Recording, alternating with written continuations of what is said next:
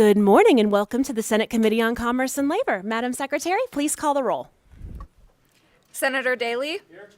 Senator Ellison. Present. Senator Flores. Present. Senator Lang. Here. Senator Rogish. Here. Senator Scheibel. Senator Steinbeck. Chair Pezzina. Thank you so much. We do have a quorum today, and please mark Senators Steinbeck and Scheibel absent excused. Welcome to the members and to our audience who are here in Carson City, to anyone who may decide to join us in Las Vegas, as well as those that are following along online. Before we begin, we'd like to make just a few housekeeping announcements.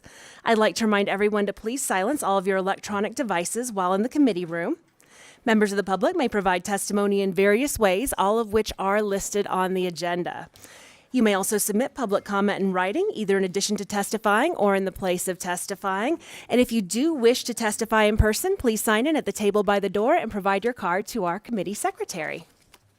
When testifying in person, please turn the microphones on to speak and off to listen, as we'll have others listening and viewing the meeting, potentially in Las Vegas, as well as following us online. And please also state and spell your name for the record.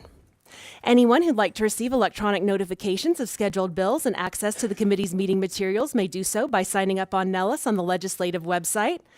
And also note that committee members may be using their laptops to view handouts and exhibits, and please do not view this as a sign of disrespect or inattention. Before we proceed with the bill hearings, I have just a few other reminders as well. We are going to hear 4 bills this morning, and I would ask our presenters to be as concise as possible so that we can get through our hearings in a timely manner. Additionally, I ask the committee members to limit their questions on each bill because we can always follow up with sponsors offline after the meeting. Further, I've allocated equal time and testimony and support, opposition, and neutral after each bill presentation. And to be specific, each person providing testimony is allowed a maximum of 2 minutes. Staff will be timing each speaker to ensure that everyone is given a fair opportunity to speak. Finally, the bills that we'll be hearing are in the following order. We'll start with Senate Bill 128, then move to Senate Bill 375, Senate Bill 97, and I'd also like to make a note, and this amendment has been on Nellis the last few days, but I've received a lot of emails, so I'm guessing maybe no one has had the opportunity yet to review Nellis and see that amendment, but the proposed conceptual amendment to SB 97 does delete bill language in its entirety and amends NRS section 6951.300 2A to make one of the 5 governor appointments to the Silver State Health Insurance Exchange a member of a Nevada tribe with experience in tribal healthcare administration. So please do note that amendment because I have gotten many, many emails. And finally, we'll hear Senate Bill 173. And with that, we are going to get started today with our first bill of the day. And we will welcome Senator Lang. I believe Senator Neal is also available on Zoom. And we have some presenters from NCSL for Senate Bill 128, which makes changes related to health care.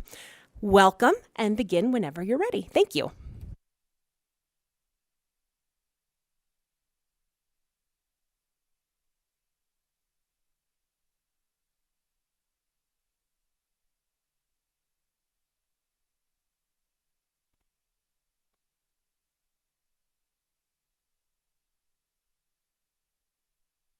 Good morning.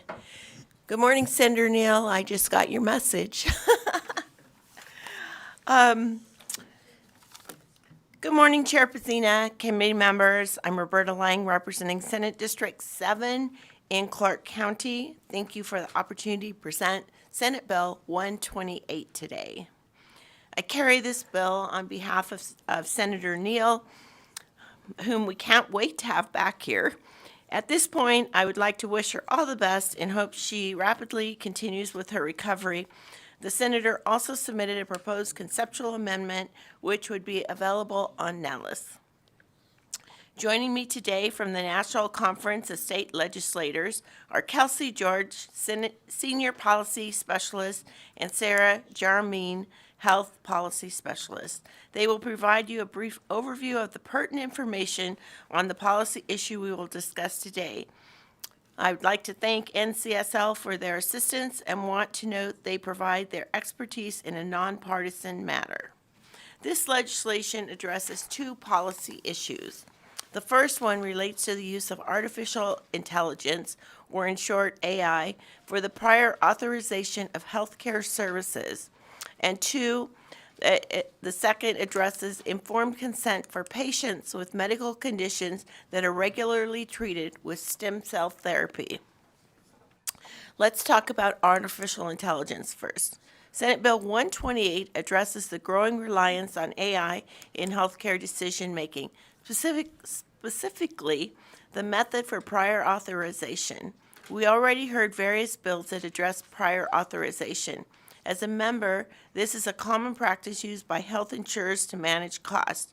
It requires approval from the patient's health insurer before providing certain medical, usually higher cost services.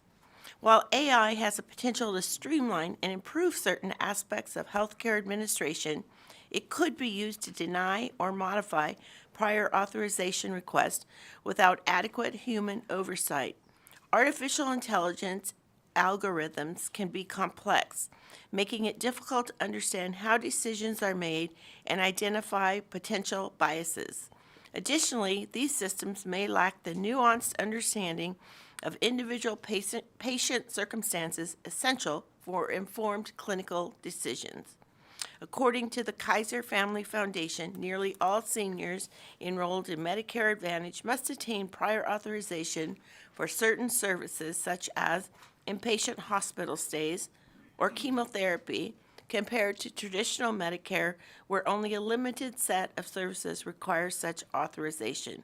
For these and other reasons, the Federal Centers for Medicaid and Medicare Services clarified the final rule last fall that Medicare Advantage plans must have necessary determinations on individual circumstances rather than solely on algorithms such as those from AI systems. Additionally, the rule requires decisions to be reviewed by a physician or other appropriate healthcare professionals. Now let's talk a little bit about informed consent and stem cell therapies. The second issue in this bill addresses is the need to provide patients with adequate information about stem cell therapy when diagnosed with certain medical conditions. Stem cell therapy holds great promise for treating a wide range of diseases and injuries.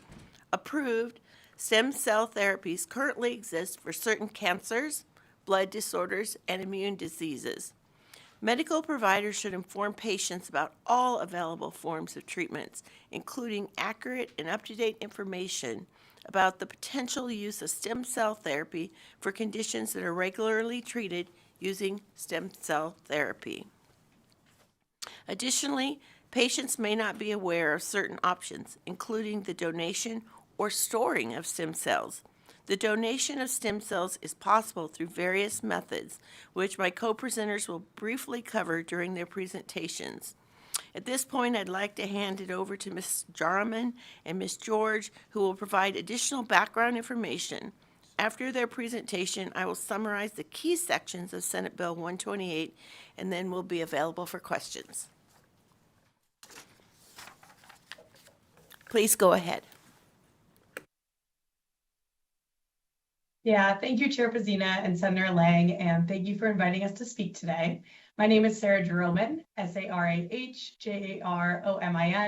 and I'm a policy specialist in NCSL's health program, and I'm also joined today by my colleague, Kelsey George, and we were invited today to share state legislative trends related to AI and stem cell therapies.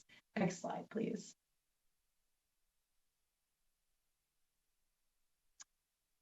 And so here's just a quick snapshot of the info we will provide in the next 9 minutes. There's a lot of info on these slides for you all to refer back to after today's conversation as well, if we don't get to everything. And we'll also be available for Q&A after the conclusion of Senator Lang's remarks. Next slide, please. So as legislators and legislative staff, we just want to remind you that NCSL is your membership organization.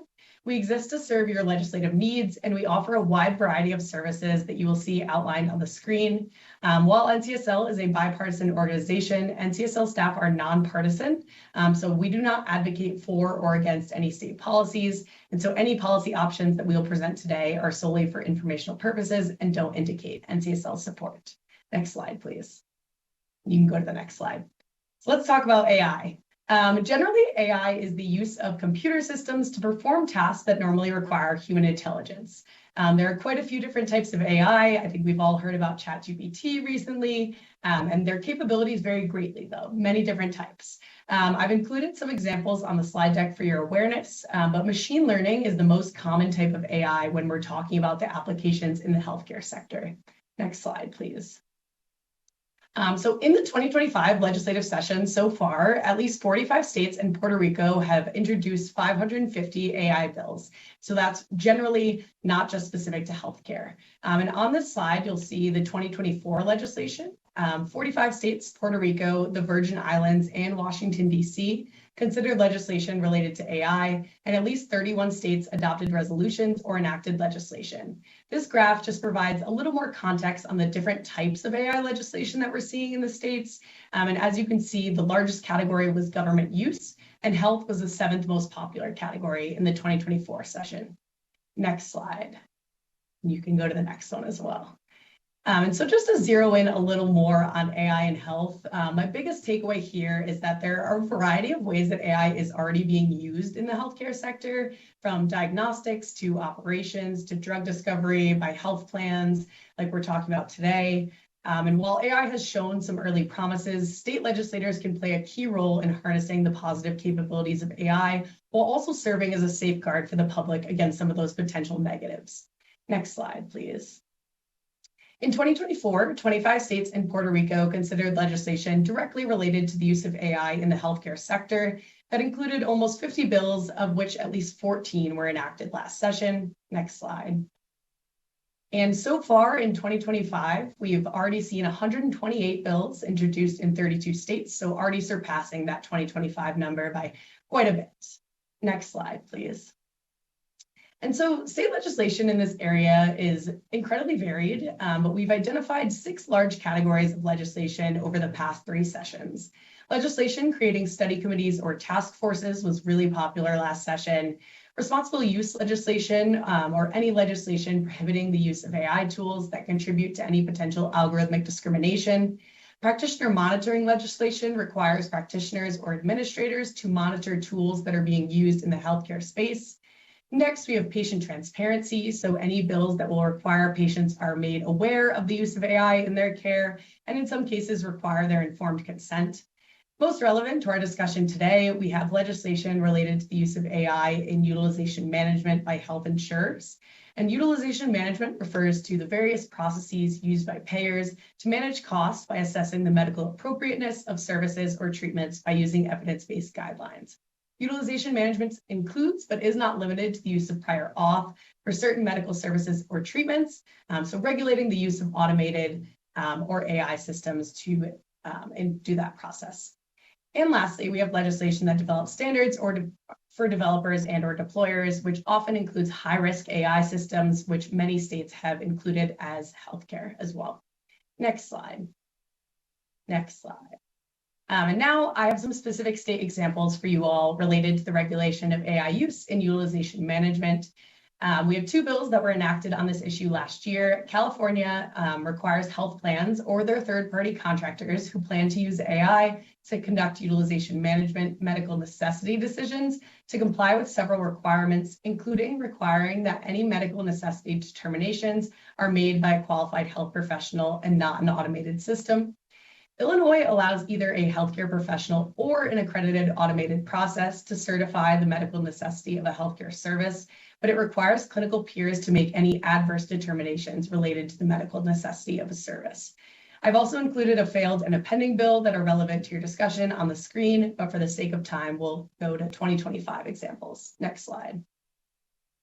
And so here we have a few different examples. I won't highlight everything on this slide as well, but a few that specifically call out prior authorization.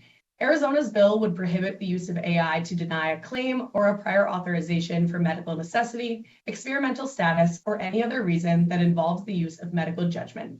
This would require a health provider to individually review all such cases. Arkansas would require health insurers not to make any decision regarding the care of an enrollee based solely on the results derived from the use of or the application of AI, including prior authorization requests. Nebraska is seeking to create more transparency in their prior auth processes. And among other reforms, this bill would ensure that any adverse determinations made in utilization review, including prior auth, would require review by a physician or another licensed practitioner.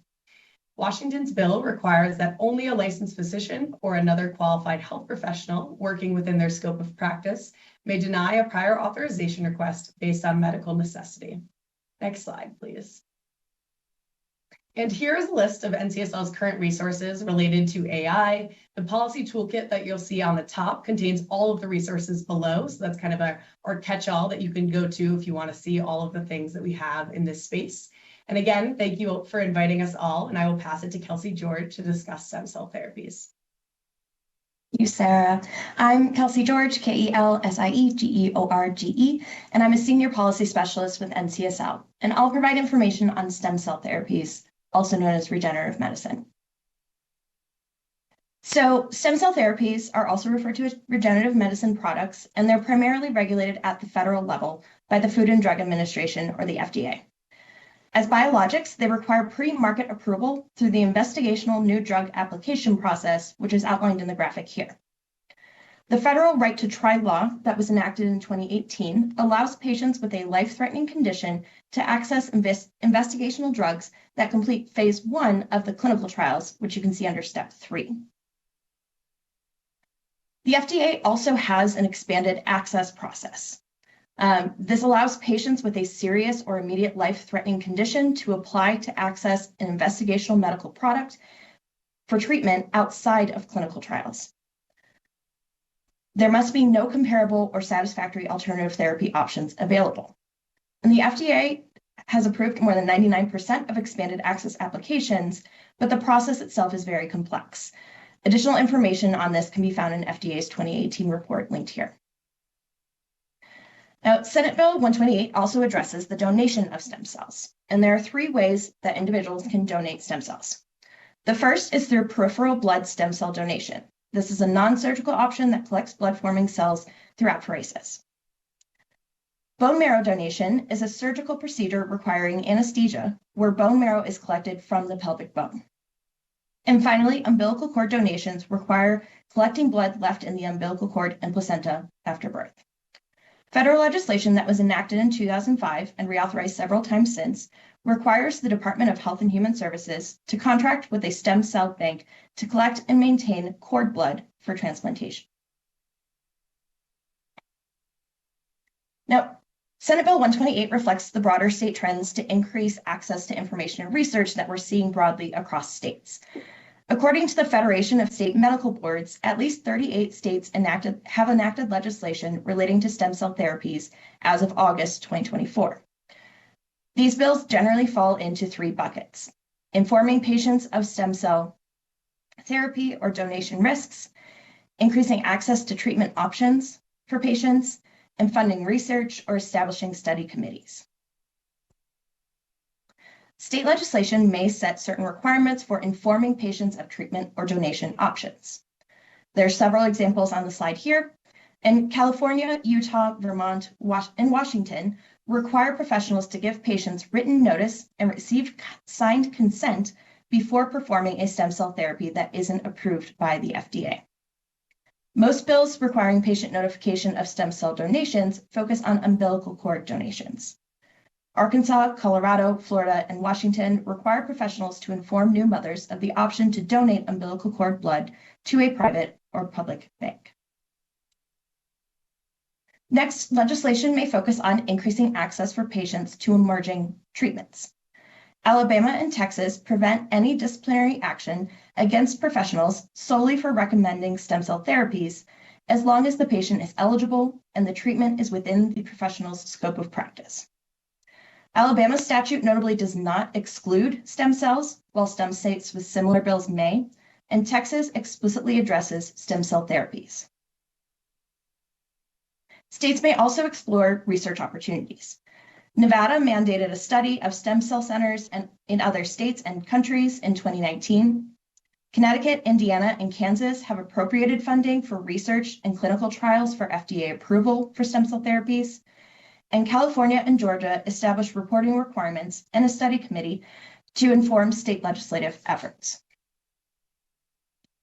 And there are also some additional resources here from NCSL and other sources. And I want to thank you all so much for inviting Sarah and I to join you today. And with that, I will hand it back to Senator Lang. Thank you so much, and thank you for your presentation.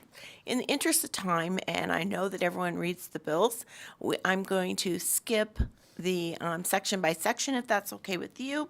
I just want to point your attention to the conceptual amendment, which is on Nellis. The amendment requires hospitals and medical facilities to offer lymphatic massage and or other massage therapies services to patients experiencing post-surgical soft tissue swelling. Lymphatic massage stimulates the lymphatic system to clear excess fluids. These services should be offered to any patient post-surgery to improve the healing process and reduce a patient's recovery time. And with that, Chair Pazine and committee members, it concludes a presentation on 128, and we're willing to answer questions. Thank you so much. And we're going to just give another moment. I believe Senator Neal also wanted to share a couple thoughts on this bill. So we're going to hand it over to her briefly. And Senator Lang, thank you so much. Thank you. Thank you, Chair Pazina, and thank you, Senator Lang, for helping me. I'm so grateful that you are standing in for me. I just wanted to quickly say that when I considered SB 128, I don't know if any of you guys have seen the CBS News story where United Health had denied health care to senior patients who were on Medicare. And what ended up happening is that they ended up suing because the AI tool that they use, NH Predict, actually was known to be 90% faulty in its use. And so when they applied this algorithm, it overrode what physicians were saying, which was that the care was medically necessary and that individuals needed to actually get care. And so what came from that lawsuit or that discussion was that data represented that 0.2% actually appeal their claims. And so it was really important for me when I read this story that we needed to bring forth public policy as we're building this AI healthcare network to try to protect folks who actually do need medically necessary services. And with that, I will pause and then open up for questions with the group on the bill. Thank you so much, Senator Neal, for bringing this bill. And Senator Lang, thank you so much for stepping in on an area of your expertise and being here on Senator Neal's behalf today and for our NCSL presenters. And with that, we are going to open up SB 128 to questions from the committee. And I think that you answered a lot of them. I had one quick question, and Vice Chair Daley and I were discussing.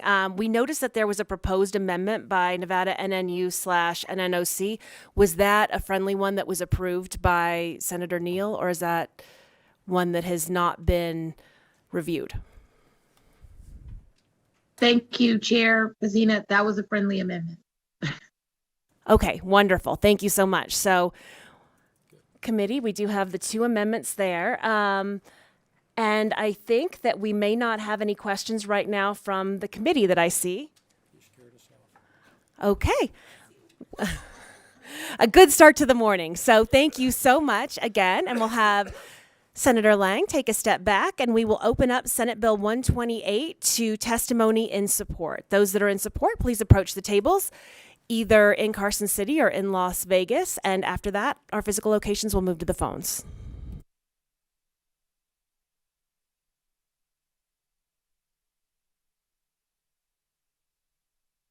Kent Irvin, KNTERBIN, Nevada Faculty Alliance.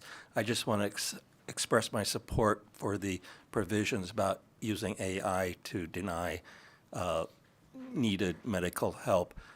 We hear from our participants in the Public Employees Benefit Program all the time about denials and then inability to appeal, particularly through UMR.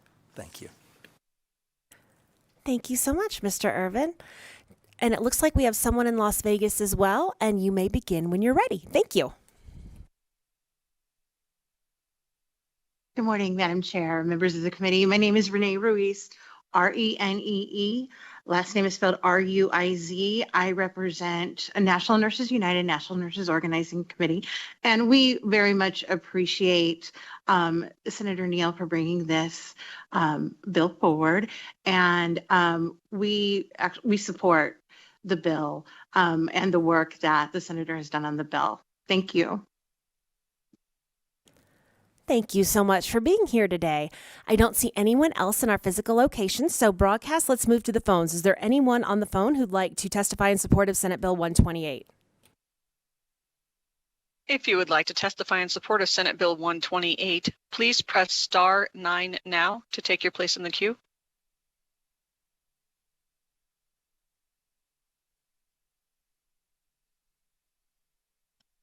Chair, you have no callers in support at this time. Thank you so much to our broadcast team. And with that, we will move to testimony in opposition of Senate Bill 128, starting in our physical locations, and then we'll move to the phones. Good morning, committee members. Allison Brazier, Brasier, on behalf of Nevada Justice Association. We have a very light opposition to this bill as currently written. NRS 695G.150 already mandates that decisions not to authorize coverage be made by a physician meeting certain requirements. We have concerns that the proposed language may create opportunities for bad actors to find loopholes around the definitions found in Section 1, Subsection 4, to still deny claims using AI. So the NJA's goal, and I think the goal of this bill, is to protect people from unethical insurance practices. So we're having conversations with the bill sponsor to address our concerns around Section 1, Subsection 4, to ensure that protections in existing statute are also covered in this bill. Thank you. Thank you so much. And not seeing anyone in Las Vegas, we are going to move to the phones in opposition of Senate Bill 128. Broadcast, if there's anyone who's interested in testifying in opposition. If you would like to testify in opposition of Senate Bill 128, please press star 9 now to take your place in the queue.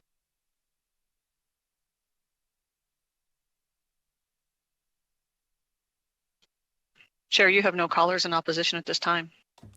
Thank you so much, broadcast. And that will move us to neutral. And Adam Plain, it's not a day if you're not here joining us in Commerce and Labor.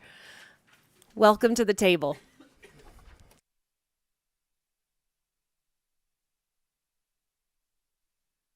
Thank you, Madam Chair, members of the committee. Adam Plain, Plain, with the Nevada Division of Insurance. The division is testifying neutral today as a matter of policy. Please forgive me if this testimony elicits feelings of deja vu, but as it pertains to health insurance and artificial intelligence, the Division of Insurance did adopt Bulletin 24-001 in February of 2024. I did remember to provide it as a attachment in Nellis this time.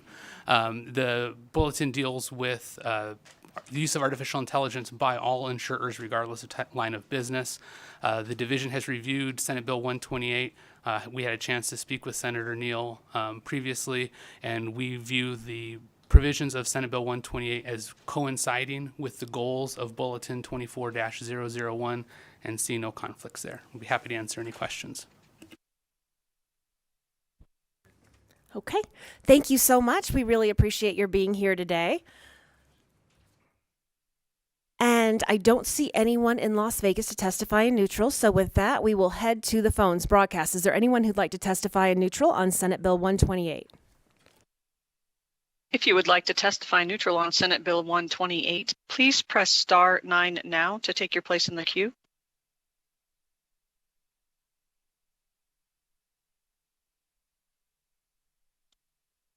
Chair, you have no callers neutral at this time. Well, look at that. Senator Lang, Senator Neal, if either of you would like to make a closing statement, we'd welcome that right now on Senate Bill 128, and thank you. Senator Lang, for the record, I just want to thank Senator Neal for bringing this important legislation forward, and we look forward to, in the coming days, getting the support from Commerce and Labor to pass this bill. And thank you so much to our co-presenters, and have a great weekend. Thank you so much, Senator Lang. Senator Neal, would you like to make any closing statement? I will just say, I mean, I'm just in awe as you, right, after my last AI bill. But I want to thank you, Chair Pazina, for hearing this bill. Senator Lang, I owe you deeply a super hug when I return to the building. And I just thank you so much for just helping me and just presenting this bill and just such an awesome presentation. Thank you so much. Senator Neal, you are missed, and we will look forward to having you back here to present a bill a little bit later this morning. And it sounds like the discussion between you and NJA may be very quick, and we may have a great place to move forward. So thank you so much. And with that, we will close the bill hearing on Senate Bill 128, and we will open the bill hearing on Senate Bill 375, revising provisions relating to credit unions. And I'm going to hand it over to my ever capable and competent vice chair, as I will be presenting this bill.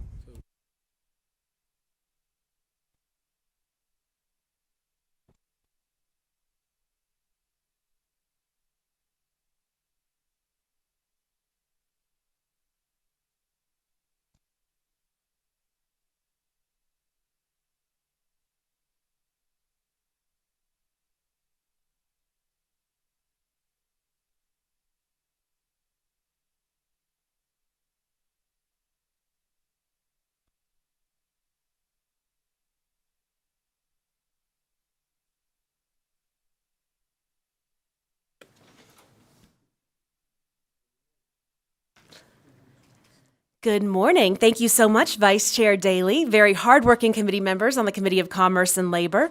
My name is Julie Pazina, and I'm fortunate to be here today representing Senate District 12 in Clark County, covering parts of Henderson and Las Vegas.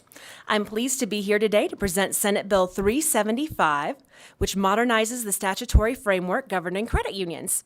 With me today are Brian Reeder, President of Ferrari Reeder Public Affairs, and Robert Wilson, Senior Vice President, State Government Affairs for Nevada's credit unions. A little bit of background information. Credit unions are not-for-profit, member-owned financial cooperatives that provide a range of financial services to their members. As such, credit unions reinvest their revenue in their members by providing lower interest rates, higher yields, and even member dividends. This cooperative structure allows credit unions to focus on serving the financial needs of their members, often offering more personalized and community-oriented services. Credit unions can either be state or federally chartered institutions, and there's little difference from the member's perspective. But there are operational differences between the charters, which is why it's so important to regularly update the state charter. And this is a modernization bill coming forward today. Nevada statutes regulating credit unions are in need of a revision to allow state chartered credit unions to better serve their members, adopt modern financial practices, and compete more effectively in today's financial landscape. To illustrate, let's provide one example. A credit union can only maintain another office branch with approval from the Commissioner of Financial Institutions if it is reasonably necessary. This is an uncommon requirement that other entities regulated by the Commissioner do not have. Another challenge is antiquated requirements, such as the frequency of types of board meetings and the process for filling vacancies. For example, current Nevada law does not explicitly authorize virtual meetings, such as with Zoom, which we all got very used to just a few years ago, of a board of directors or allow its members to participate virtually. And this can pose a barrier to members and directors alike, especially in the rural parts of our state. Further, current limitations on investments and loans can restrict credit unions' ability to diversify their portfolios and offer more flexibility to their members. The statutory environment also poses challenges in times of crisis. During emergencies or disasters, credit unions may need temporary relief from certain regulations adopted by the Commissioner, and this bill establishes a mechanism for the Commissioner to provide such relief. The overall objective of SB 375 is to create a more flexible and responsive statutory framework for credit unions as well as the Commissioner. And with that, I'm going to hand it over to Brian Reeder. Thank you, Chair Pazina. Brian Reeder, speaking on behalf of Nevada's credit unions. Just a few comments about how we got here. The credit union started working on this bill during the interim as the law governing state-chartered credit unions had not been updated in recent memory, and a lot's happened since then. There's been recessions, recoveries, a pandemic, and much of what's in this bill seeks to remedy challenges that credit unions encountered during those times. So everything in this bill is centered around how a credit union can better serve their members.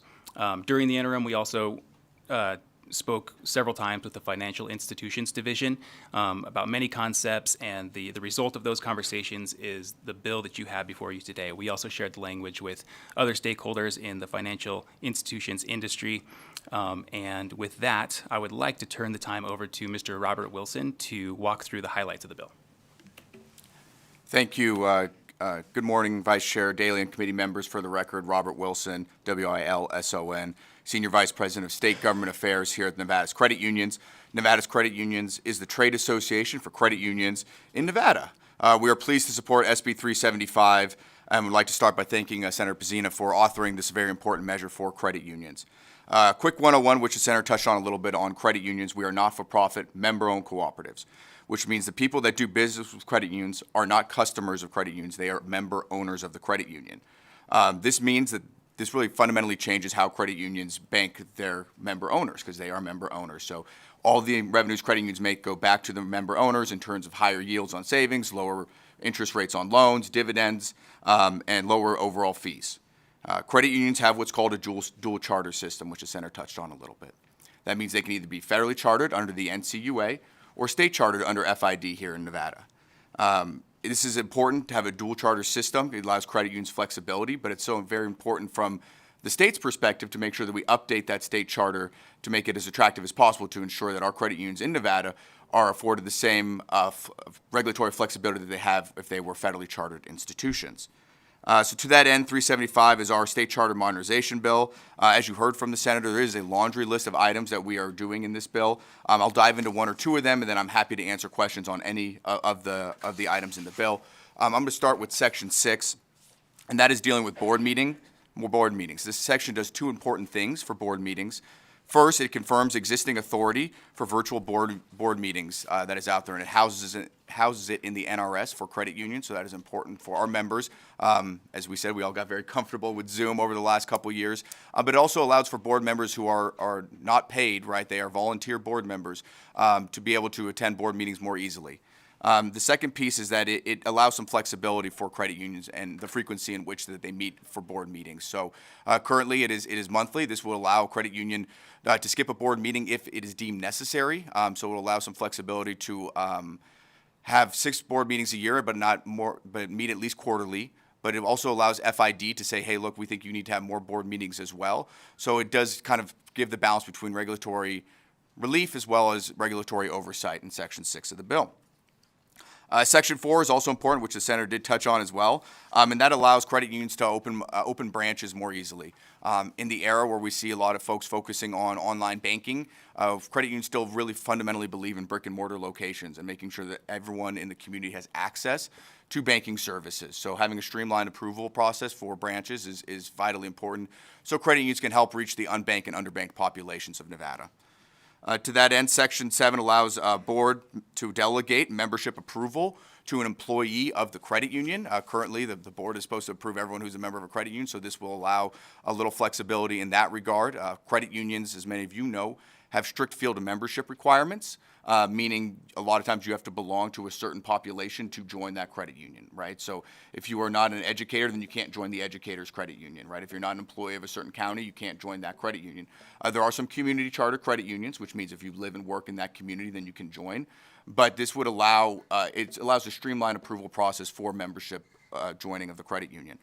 And then finally, I'll touch on Section 3, which lowers the par value requirement to join the credit union from $5 to $1. That's the payment you have to pay to become a member of the credit union.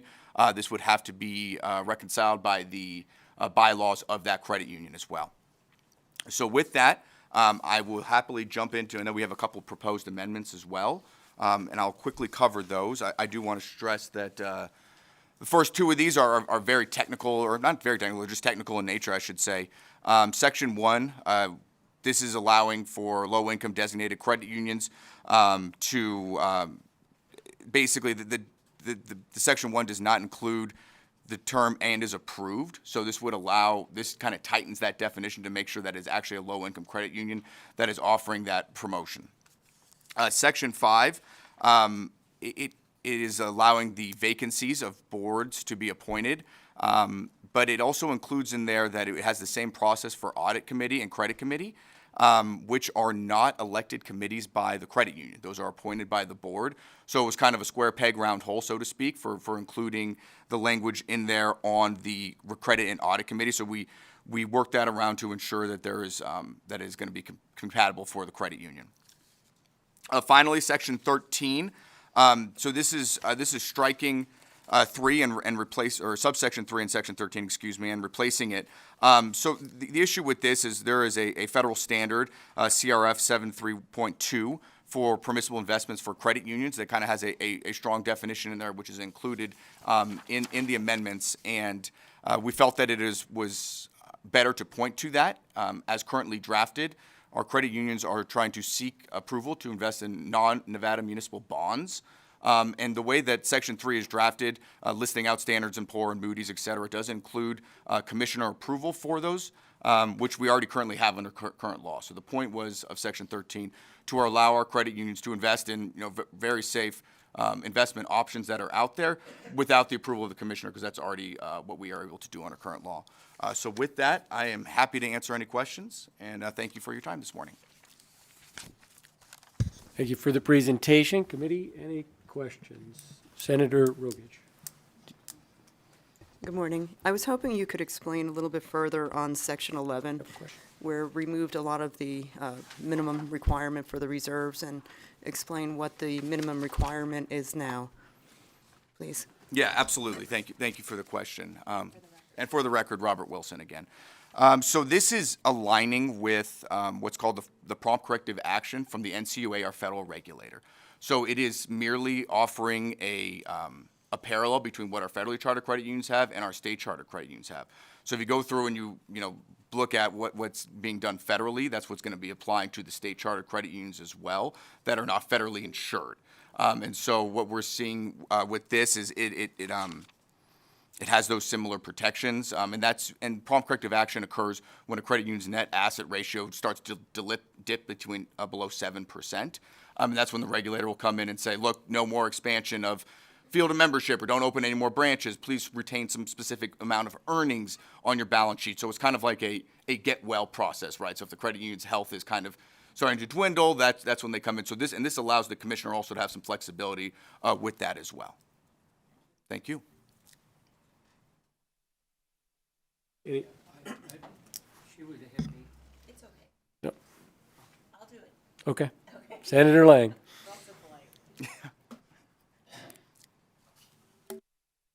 Thank you, Mr. Vice Chair. So I wanted just to ask a question about the amendment from the bankers. And could you just talk a little bit about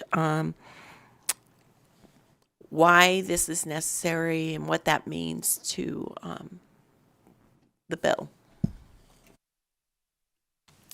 Thank you, Senator Ling, for the question. Brian Reeder, for the record, on behalf of Nevada's credit unions. Well, the second part of the question, why is it necessary to the bill? It's not an amendment that we're considering friendly at the moment. And we've had a lot of conversations with the bankers about that amendment, so this is not a surprise by any means this morning. What the policy objective that seems to be, the policy objective in that amendment seems to be to prevent a state-chartered credit union from purchasing a community bank. So the scenario would be that a community bank needs or wants to be acquired. It has depositors, customers that need a financial institution, and there could be a state-chartered credit union in the community that could come in, acquire the bank's assets, assume its liabilities, and eventually begin serving its customers as new credit union members. So it's not a simple process. It faces strict scrutiny by the Financial Institutions Division. There's regulatory hurdles, logistical hurdles, operational hurdles. For example, Mr. Wilson mentioned field of membership. Most credit unions have to keep their membership in a certain field, a certain population.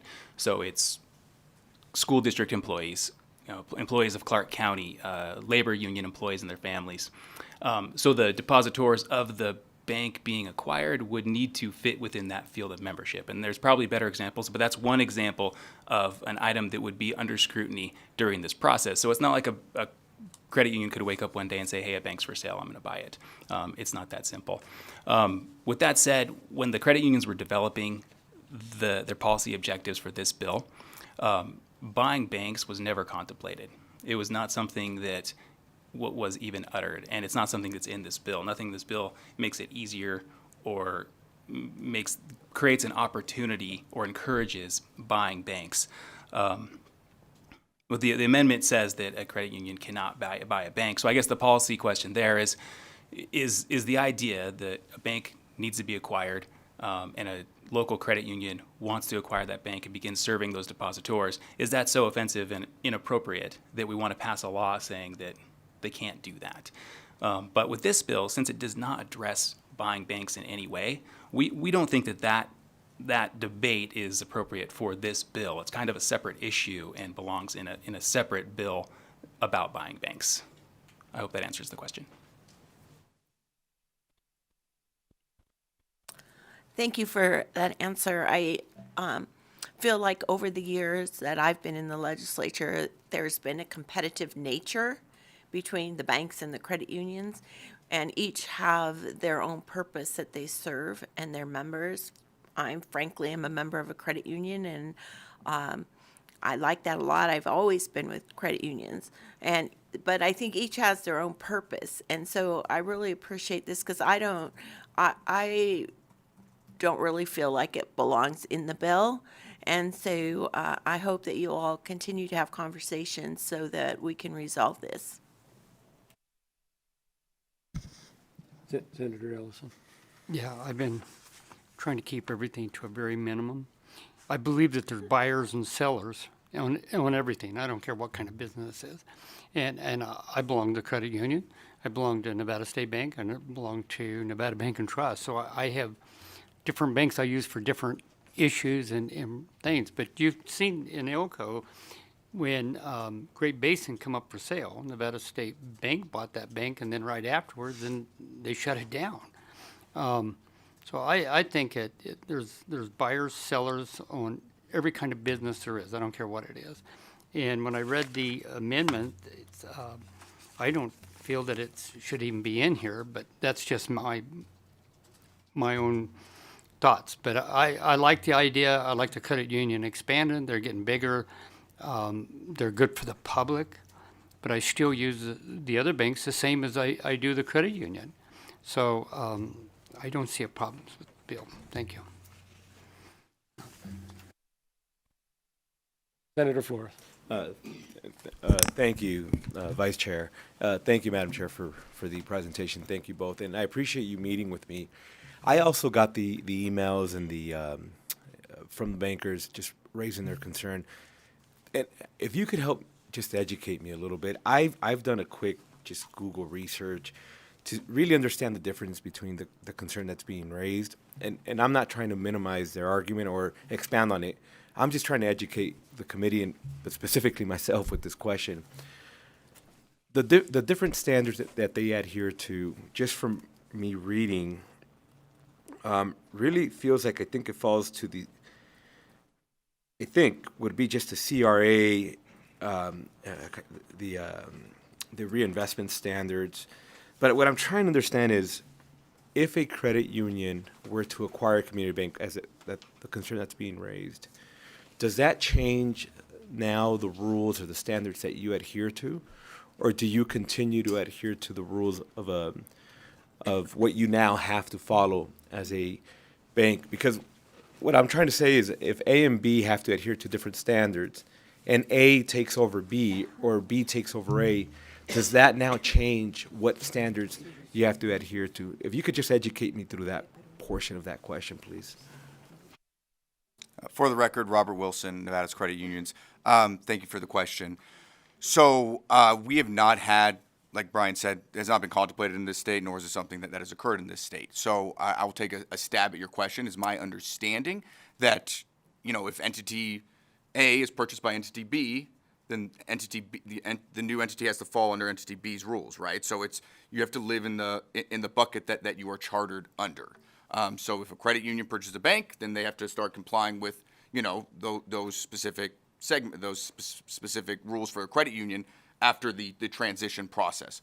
But and vice versa is my understanding of it. But like I said, it's not something that's been contemplated by my member credit unions at this point in time, or I'm not sure ever. But it is something that we would need to kind of get back to you a little bit more on that. But that is my kind of fundamental understanding of it. And I appreciate that, because that gives me at least a little bit more clarity, and it minimizes a little bit of that concern, because I think the fear is if you are operating in World A and then you come into World B, I think the way it sounded like to me is that you no longer have to adhere to World B's rules, but it sounds like you're interpreting it as you probably do have to, right? Could I ask this? Are there scenarios in other states where we touched language similar to this, and where we did see those scenarios of credit unions acquiring community banks? Have we seen that happening anywhere else, or is that we haven't really even seen that? No, we have. That has definitely occurred in other states, and I want to be clear with my answer, because maybe I was not as clear as I should have been. Name again. Oh, sorry, Robert Wilson, Nevada's credit unions. Forgive me. Credit unions would need to comply with the rules of their charter, and there would be rules for a merger that I don't know the specifics of. So if a credit union purchased a bank, it would still need to operate under the credit union law. There would be some, as Brian said, a lot of regulatory oversight from FID in that process. I don't know what those specifics are, so I don't want to make sure I didn't mislead you, sir. In terms of other states, yes, it has occurred in other states. It has not occurred in any state in which I operate to this point in time. But it is something we are seeing. What we are hearing is a lot of these community banks want to keep the investments local. And then as one of the other senators said, it's kind of a free market principle as well, right? So the community bank, from our perspective, is going to go out there and try to get the best value for their bank shareholders that they can get. If that so happens to be a credit union, that's why then it so happens to be a credit union, which is why we've seen that occur in a few states. Understood, and thank you for that clarification. Appreciate y'all being here. Thank you, Vice Chair. Thank you. Two quick questions, one easy, one not. So just following up on Senator Rogish's question in section 11. So when you read all the legalese, will the reserves go up or will the reserve requirement go down? That's the question. Not that it's going to kill anything, but I'm just curious, does it go up or does it go down? It's a good question. Robert Wilson, sorry, Nevada's credit unions. Good question, Vice Chair. I think it depends, because the Section 3 would allow the commissioner to expand the reserve amount that may be required for the institution. Understood, and I think when you answered, you said, hey, we just want to get on parallel with federal standards for credit unions, which I'm not opposed to. I just didn't know if it made it go up or down. My next question, if anybody knows me, right, is going to be in section 15. And I read it like 4 times, and I've been looking back and forth. And so the way it reads, and I don't know, so I'm opposed to excluding anybody from the regulatory process, right? So we'll just start from there. So it says, an order issued by the Commissioner of Financial Institutions pursuant to, and I read, it says subsection 3 of NRS 672.250. When I go to NRS 672.250, there is no subsection 3 of that. It just says the administration of the chapter, regulations of the commissioner. He can administer provisions subject to administrative supervision. The commissioner shall make decisions and determinations and can adopt regulations. So to me, it's exempting the commissioner, because there's no subsection 3. Any regulation that he adopts would be exempted. So I think that needs to be cleared up on what it is we're actually doing. And if it's just exempting him from regulations, that would probably kill the whole bill for me. So For the record, Robert Wilson, Nevada's Credit Unions. Great question. So if you go to section, I just had it there, section 2 of the bill, that is enhancing the emergency powers of FIDs to suspend rules. And so that does add subsection 3 to NRS 672.250. And so section 15 in the bill is referring back to that section that we are adding into the bill to allow for the emergency regulations from FID. And thank you for that, because I went back and forth and I missed that nuance that you're changing that section of the bill, of the NRS in the bill. But I don't think he needs an exemption in that, just and I'll follow up with legal. I don't think you need an exemption to do a temporary or an emergency regulation. There's a whole nother section of 233B for temporary and emergency regulations. So an exemption from everything, in my view, is not required. We'll figure it out. And I don't know if legal has any comments on that, but nevertheless. Okay. He thinks I got it right. No. Any other questions, committee? Seeing none, thank you. If you want to step back, we'll invite anyone up that wants to testify in either here or in Las Vegas in support of Senate Bill 375. Proceed when you're ready. Good morning, Vice Chair Daley, members of the committee. For the record, my name is Ken Lang, Lange. I serve on the Board of Directors of the Silver State Schools Credit Union. I'm speaking today as an individual in support of SB 375. For the record, I'm also married to the good Senator Roberta Lang, who I think will make any necessary disclosures and disclaimers as is appropriate. As a board member of Silver State Schools Credit Union, I have the privilege of helping to make sure our organization complies with state and federal rules and regulations that govern us. And we do a lot of that in board meetings. As a board, we continually review policies to bring them up to date and reflect best practices for operations, for security, and for performance. As a part of our board operations, our compliance committee conducts internal audits and overviews of financial and operational integrity. Our members depend on us to make good decisions for their financial health and well-being. We are conscious of that every time we step into the boardroom. Over time, as the financial world has become more complex, with more options, with more challenges, we've needed to adjust our business and investment practices to provide the security and growth that we need for our members. Our board is prudent and takes its duty of care very seriously. SB 375 advances that duty of care by providing guidance and a bit of flexibility to respond to what has become a challenging financial world. Thank you.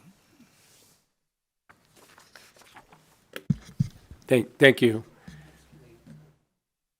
Seeing no other people coming forward in Las Vegas or Reno for testimony and support, broadcast, do we have anyone on the phone in support of SB 375? If you would like to testify in support of Senate Bill 375, please press star 9 now to take your place in the queue.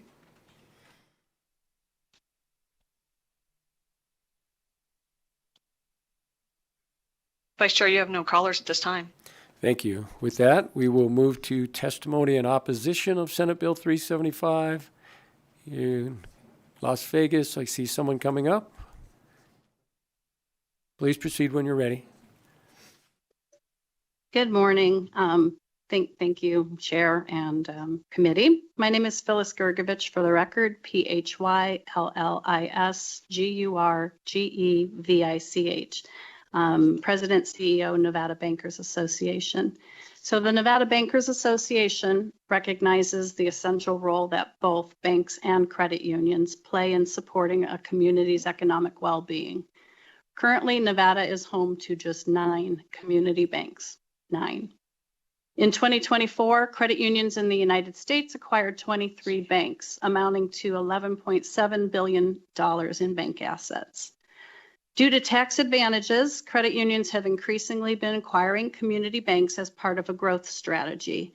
This trend has implications for taxpayers, as each acquisition results in a previously tax-paying financial institution becoming tax exempt, thereby reducing the tax base. Additionally, banks are subject to Community Reinvestment Act, the CRA, and this ensures that banks invest back into their local communities. More importantly, it prohibits redlining, ensuring that financial institutions provide proof. They have to demonstrate that their products and services are equitably accessible by everyone in their community. Credit unions are not subject to CRA requirements. Credit unions also have regulatory limitations on the percentage of business lending they can engage in. So that could potentially reduce credit availability for Nevada's smallest businesses and startups. So in response to this trend and to the developments and the impacts to the states, there is movement toward legislation. States like Colorado, Illinois, Minnesota, Mississippi, Tennessee, Iowa, Idaho, and Nebraska have enacted laws that explicitly prohibit credit unions from purchasing banks. Montana has introduced something similar, and West Virginia requires that when a credit union acquires or merges or invests in a bank. We're at our 2 minutes, just a little bit over. If you can wrap up real quick. I will wrap it up. They require those deposits remain FDIC insured. So while SB 375 expands the list of permissible investments that a credit union can make, our amendment protects Nevada's 9 community banks and the people and businesses they serve by providing just one narrow exception to what a credit union can invest in. Thank you and sorry. Thank you. Seeing no one else in our physical locations, broadcast, do we have anyone on the phone in opposition to SB 375? If you would like to testify in opposition of Senate Bill 375, please press star 9 now to take your place in the queue.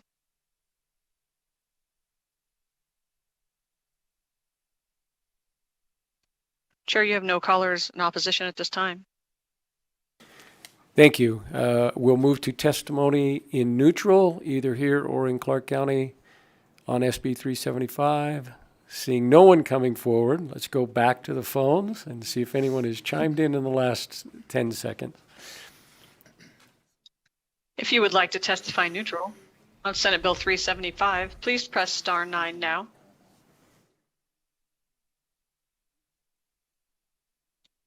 Vice Chair, you have no callers neutral at this time. Thank you. Senator, if you'd like to give some closing comments, and I think legal has a comment on the question that I had.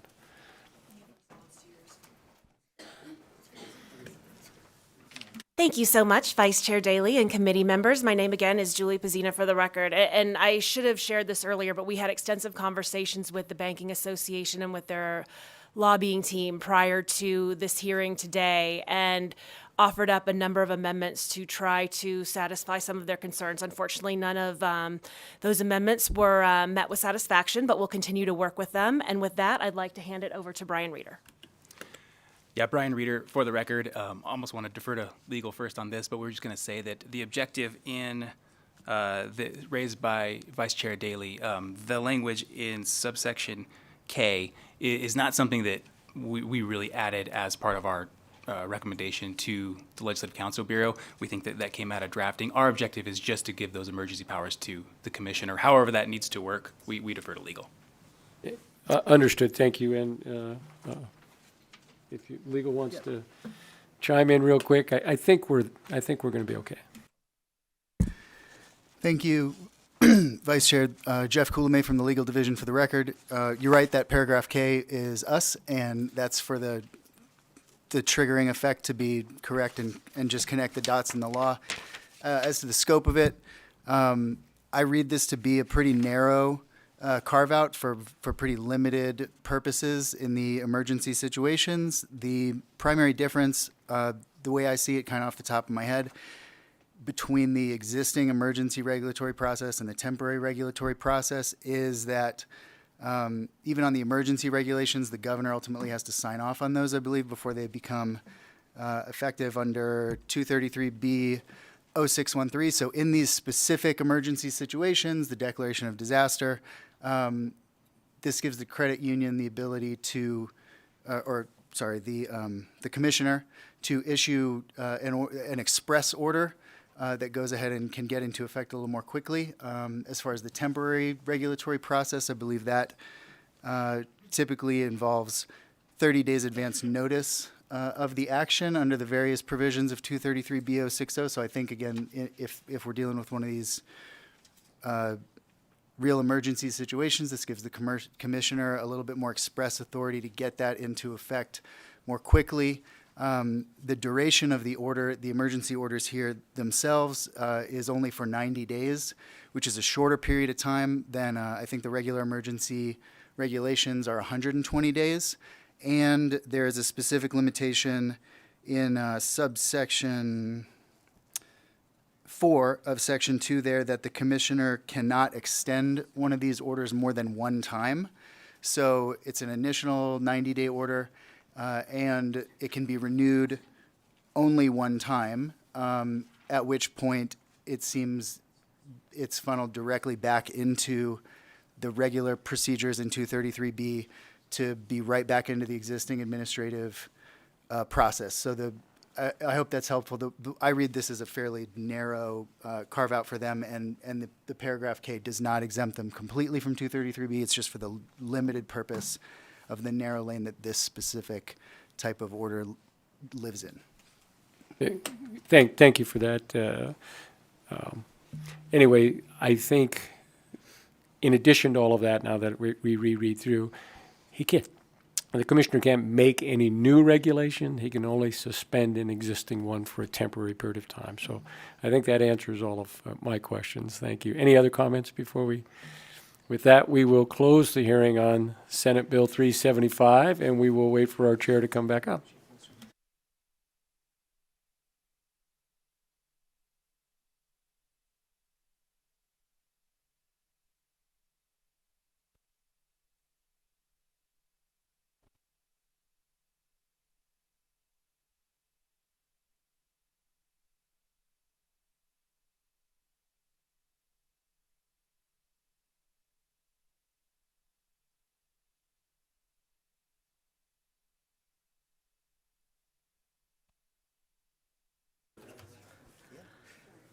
All right.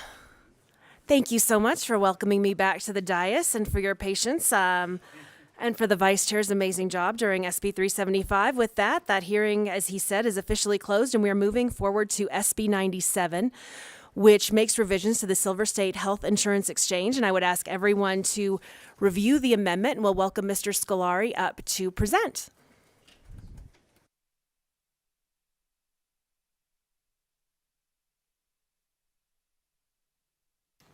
Good morning, Chair Pizzina, members of the committee, Brett Scolari, Scolari, with Strategies 360, proudly representing the Reno Sparks Indian Colony. And before I continue, I think this presentation might not be as exciting for our media friends as they were expecting, but I'll give it my best. With me today is Angie Wilson, Director of the Reno Sparks Tribal Health Clinic. Chair Daryl Gardaby of the colony was also planning to be here, but he had a family emergency and was unable to attend. So we're sorry that he is not here. First, we'd like to thank you, Chair, for allowing a hearing on SB 97. Also, we would like to thank Senator Donate for allowing us to present an amendment to SB 97 to focus on the makeup of the Exchange Board. Lastly, we'd like to thank all the committee members of the Interim Health Committee for all their work on the tribal health care issues in the interim. It was really a groundbreaking and was very important to the tribal communities. What we're proposing today is really straightforward. The amendment uploaded in Nellis proposes to strike the entire bill as introduced and add a change to the makeup of the Exchange Board. This proposal would amend NRS Section 695I 300, subsection 2A, to require that one of the 5 governor appointments to the board be a member of a Nevada tribe with experience in tribal healthcare administration. We believe that this change is critical for the state, the exchange, and the tribal community to work together and collaborate to deliver the best possible healthcare for tribal members of the state. With that, Chair, I'll turn it over to Ms. Wilson, and she'd like to give you a few background points on why this is so important to the tribal community. Thank you. First, let me start by saying, Waklisi Samax, Tuziga Madikcha, Iligat Angie Wilson. For the record, I'm the Executive Director of the Reno Sparks Tribal Health Center and here on behalf of the Reno Sparks Indian Colony.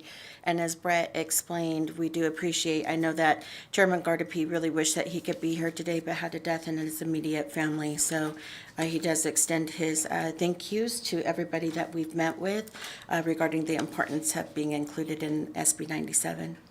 I just wanted to start with saying, we appreciate the ongoing conversations that we've had here at the table, in regards to issues that impact American Indians and Alaska Natives living here in this state, and of course in support of the 28 Indian nations here within the state of Nevada.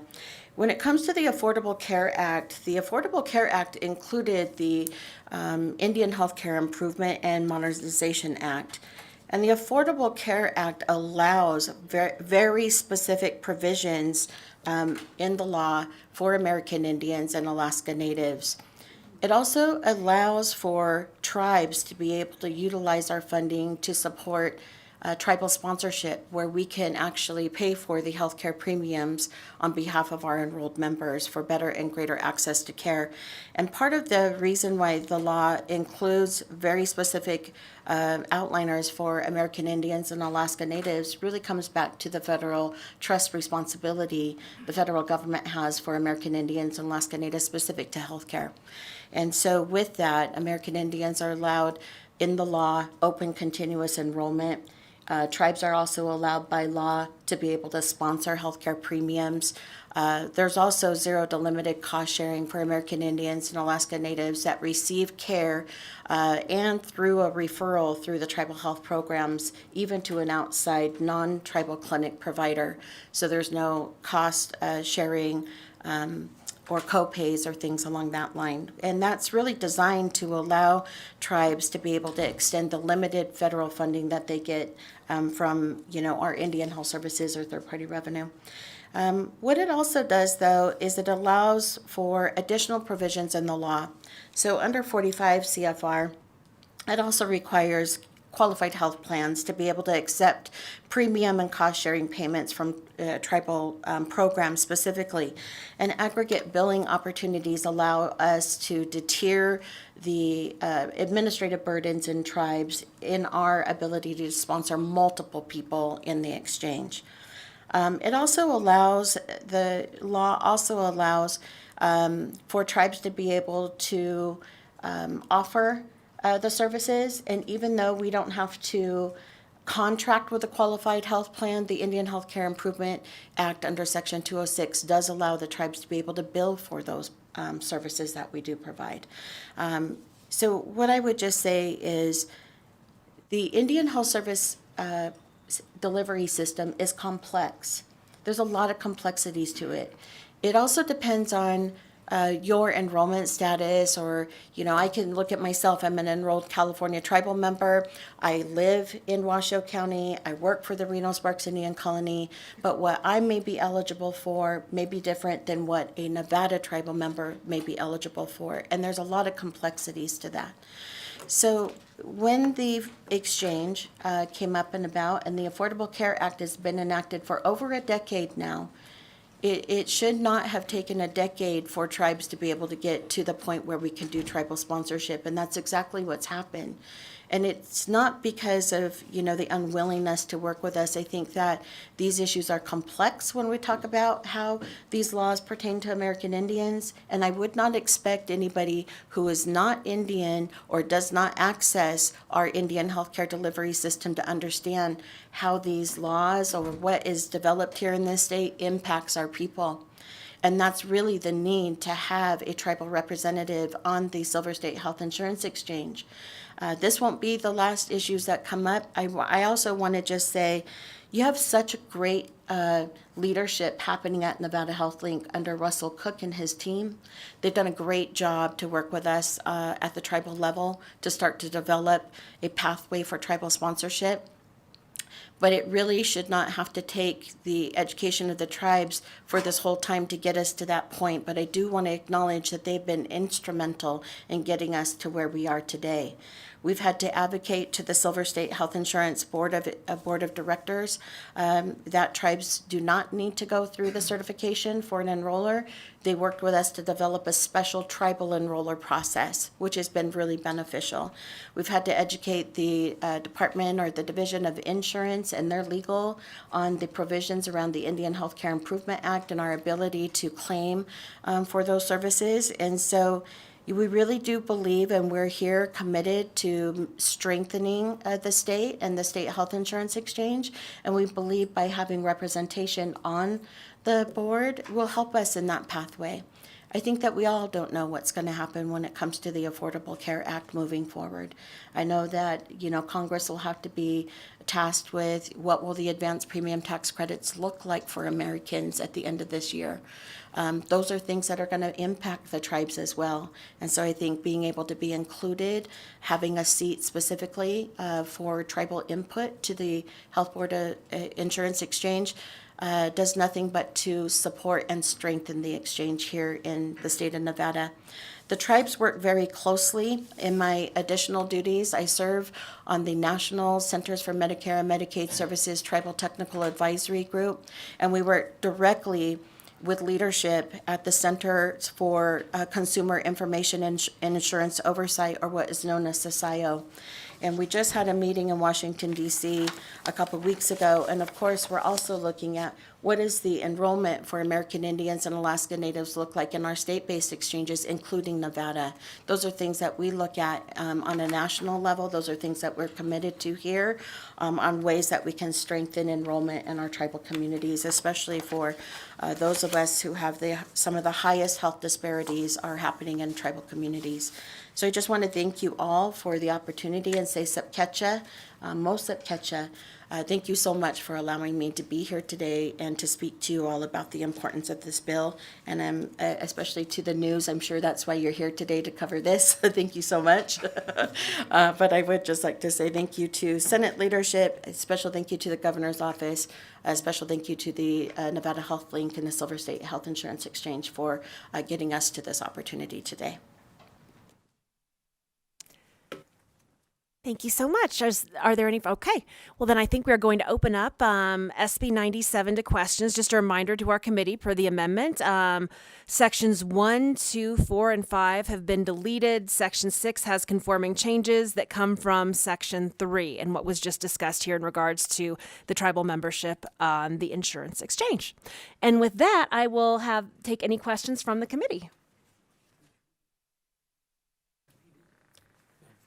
Okay, do we have any questions? All right, I think they're determining a few things at the end between themselves. Senator Ellison, okay, doesn't look like we have any questions, or do we? Okay, Senator Ellison.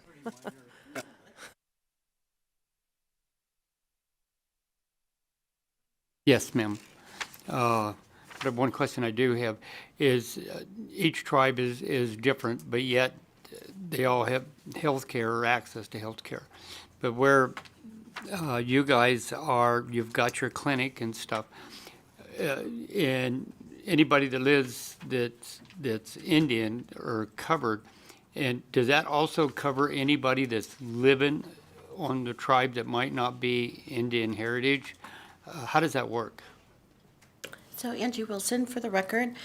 So the Affordable Care Act so we're talking about two different things. One, if we talk about what it looks like for the Affordable Care Act in regards to the exchange, I think anybody is eligible to apply for a health premium package under the Silver State Health Insurance Exchange. But when it comes to American Indians, Alaska Natives, there's some differences in that, whether you're an enrolled member of a federally recognized tribe, whether you're an Alaskan tribal member.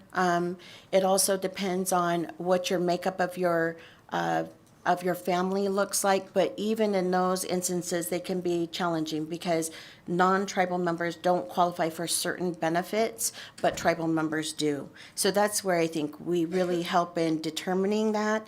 I think we have 12 tribal health clinics here in this state, and 1 urban Indian and 2 run by the Indian Health Services. And so we deal with all of the tribal members living in the state of Nevada or that are eligible in the state of Nevada for premium care. And I think that's why it's so important, because we can look at those instances on what they're eligible for and guide them in the way that makes sense for the plan that they get involved in. There's also benefits for us in looking at various plans. I would look at bronze plans, which is the lowest payment of a premium, because there is no cost sharing for American Indians when they're coming through our clinics outside of our and then getting referrals outside of our clinic. So those are all things that we are really educated about in our clinics, but sometimes that's difficult when you're Indian, you don't know, you're coming into the clinic and you're trying to get access to care. And really that's where the tribes come in. We're aware of what the situations are. We're looking at what makes the most sense. What are you eligible, are you not? So it varies widely depending on some of those caveats in the law. Thank you very much, and that answered my question. Thank you. Okay, I don't see any further questions. So with that, thank you so much for the presentation on our recently amended Senate Bill 97. And we'll have you take a step back from the table, and we will welcome anyone who would like to testify in support of SB 97 to please come to our physical locations. And seeing no one, oh, wait, I think we might have someone in Las Vegas. So we'll just give this a moment. And you may begin when you're ready.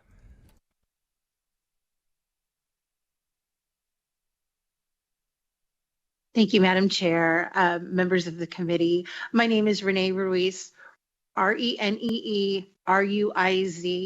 I represent National Nurses United, National Nurses Organizing Committee of Nevada, representing the interest of 3,000 plus RNs in the state of Nevada. And we fully support this bill as amended. Thank you. Thank you so much, Ms. Ruiz. It's nice to see you on 2 of our 3 bills this morning.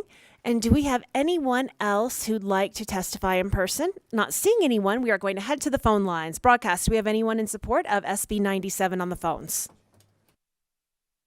If you would like to testify in support of Senate Bill 97, please press star 9 now to take your place in the queue.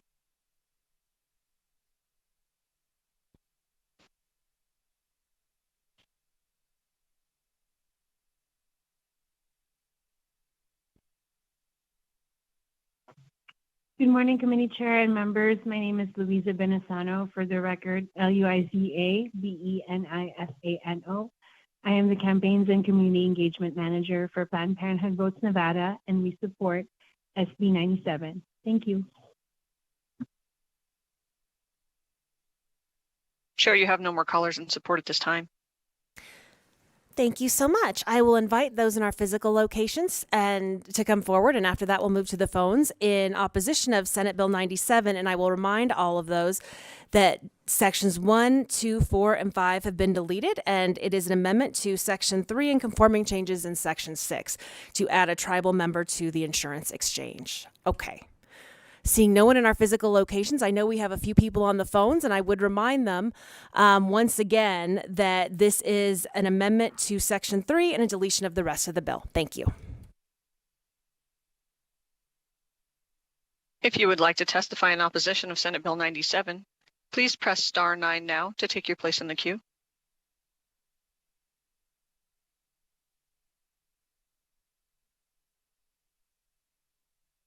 Chair, you have no callers in opposition at this time. Okay, look at that. We will move to neutral on Senate Bill 97. If there's anyone here in neutral, please step to the table. Okay, seeing no one coming to the tables in our physical locations, we will move to the phone lines. Broadcast, back to you. Do we have anyone in neutral on Senate Bill 97 as amended? If you would like to testify neutral on Senate Bill 97, please press star 9 now to take your place on the queue.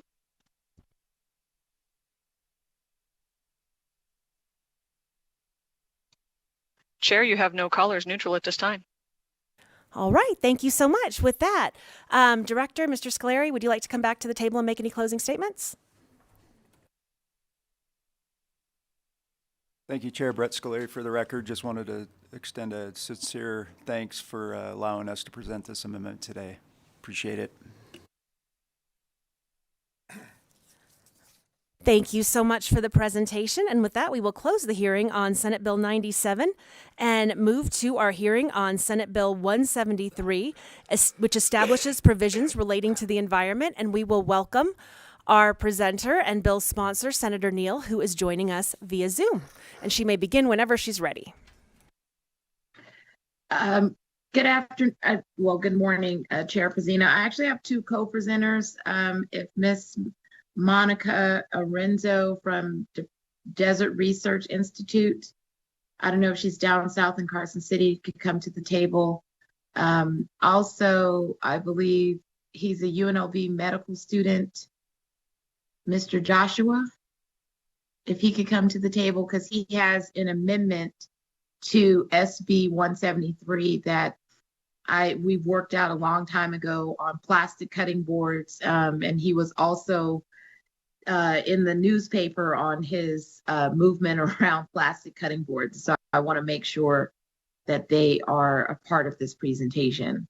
So thank you, Chair and Senate Committee of Commerce and Labor for hearing SB 173. This is an omnibus healthcare bill where I'm tackling several issues, but one of my major goals with this bill are to educate the public on what is happening in the world of plastics and nanoplastics and black plastics. And so before I even get into parts of the bill, I want Ms. Arenzo, who actually has a presentation from DRI, to start her presentation, and then I'll have Joshua go. Thank you so much. And we do have Ms. Arenzo here in Carson City with us. Excellent. Good morning, Madam Chair and the committee. For the record, my name is Dr. Monica Arienzo, Monica Arienzo. I am an associate research professor at the Desert Research Institute in Reno. Thank you for this opportunity to speak. I'm here today to present an overview of my research and its relevance to SB 173. At the DRI, I lead the Microplastics and Environmental Chemistry Lab, and my group and I study human impacts to the environment with a specific focus on emerging contaminants, including microplastics and PFAS.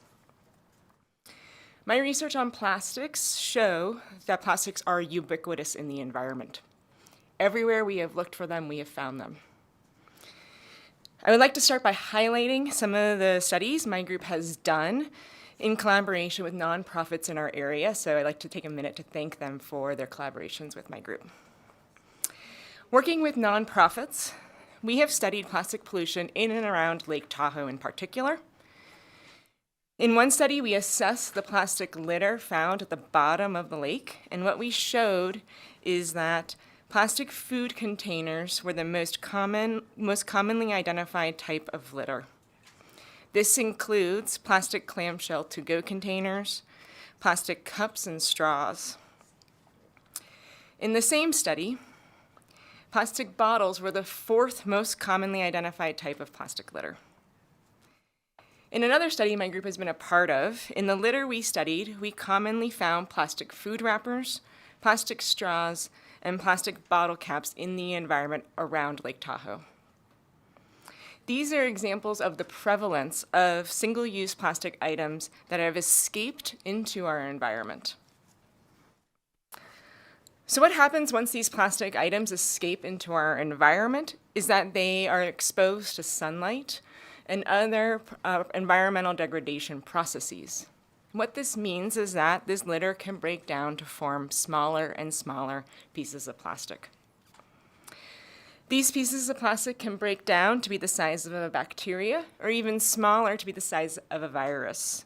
We call these pieces of plastic microplastics. One study conducted by a collaborator I work with showed that in a global comparison across 38 lakes around the world, Lake Tahoe has the third highest concentration of microplastics. Downstream of Lake Tahoe, in the Truckee River, my group has detected microplastics. The microplastics we have found include polyethylene terephthalate, or PET, polypropylene, and polyethylene. These are the types of plastics that make up many of the single-use items I spoke of earlier. My group has also detected microplastics in the Las Vegas wash, and work led by the USGS has also shown microplastics are present in the Las Vegas wash and in Lake Mead. So altogether, this highlights that the ubiquity of microplastics and single-use plastic litter in our environment. So thank you so much for this opportunity to share about my research. Thank you so much, Dr. Arenzo. And Senator Neal, did you mention we also have a gentleman down south? I see him at the table. Yes, and if we could have him present, he's done also some research on cutting boards and the impact of plastic. Hello, Chair Pazina, Vice Chair, and members of Commerce and Labor Committee. My name is Joshua Corsandi, and I wanted to speak on Bill 173. Thank you for the opportunity to speak today about a bill that addresses a growing threat to public health and environmental safety, the widespread use of plastic cutting boards in commercial kitchens. This bill proposes banning plastic cutting boards in all Nevada restaurants and food establishments and requires a transition to safer alternatives such as wood, bamboo, stainless steel, or glass. These materials do not release microplastics, are easier to sanitize over time, and carry fewer long-term health risks. We've set a 2-year transition period based on input from chefs and restaurant owners across Nevada. Most replace plastic cutting boards every 3 to 12 months, meaning that the shift can happen within their normal replacement cycle without financial strain or waste of usable tools. After 2 years, a graduated enforcement system begins. First violation is a written warning. Second is a $500 fine per plastic cutting board. And a third is a $1,000 fine, plus a follow-up inspection. So when plastic cutting boards were introduced, their risks were not known. But recent research clearly shows that they are a significant source of microplastic contamination in food. A recent study confirmed that standard use releases millions of microplastic particles per square centimeter. These particles are invisible, cannot be rinsed away, and are released through everyday slicing and chopping. This is something that you could test for yourself. If you slice a plastic cutting board a few times and run your finger across it, you'll find a fine dust, and those are microplastics. And that's what ends up in our food and ultimately our bodies. Once ingested, these microplastics carry toxic additives like phthalates, BPAs, flame retardants, and heavy metals. These are linked to very serious issues, including hormone disruption, immune system damage, reproductive harm, and even cancer. Microplastics also absorb environmental pollutants, compounding their toxicity. Microplastics have now been detected in human blood, lungs, liver, brain tissue, placenta, breast milk, and even fetuses. One recent study found them in testicular tissue with a link to reduced sperm count. Another documented their presence in human brain matter. The health effects clearly extend far beyond the digestive system. This isn't just about us, it's about protecting our children, our babies, and the future generations. When microplastics are showing up in the womb, in breast milk, and in developing organs, we have a responsibility to act. We cannot wait until the damage is irreversible. Furthermore, the environmental consequences are just as severe. Microplastic particles wash down kitchen sinks, pass through our wastewater treatment systems, polluting rivers, lakes, and oceans. Marine life consumes these particles, which then work their way up the food chain right back to us. Plastic cutting boards also contribute to climate and ecological harm through their production and disposal.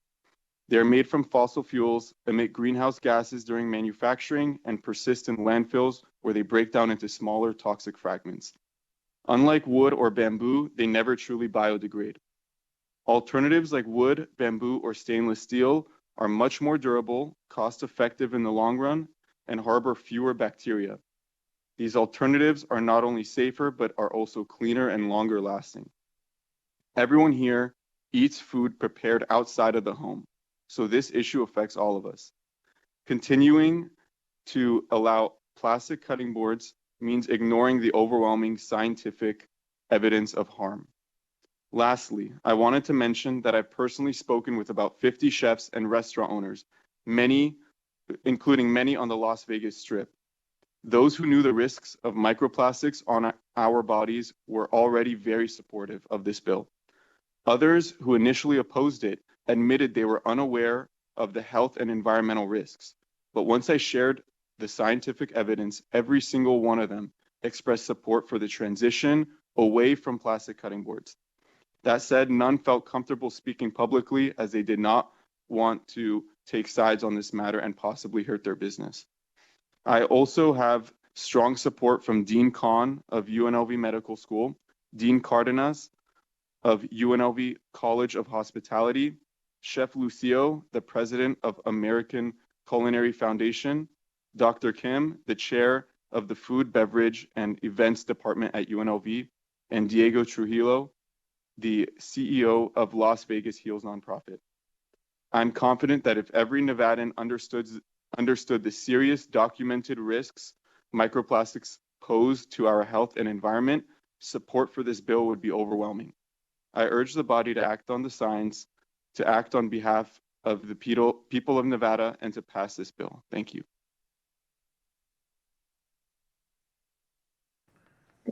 Thank you so much. Madam Chair, I don't know where we are on time. If you want me to just quickly break down PFAS, and then we can get into questions on the bill.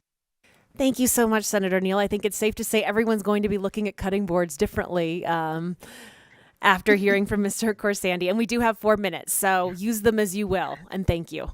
Okay, thank you.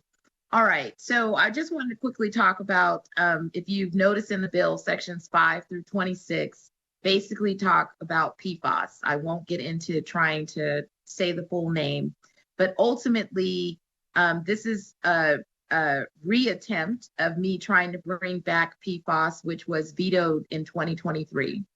PFAS basically is considered a forever chemical that breaks down very slowly over time.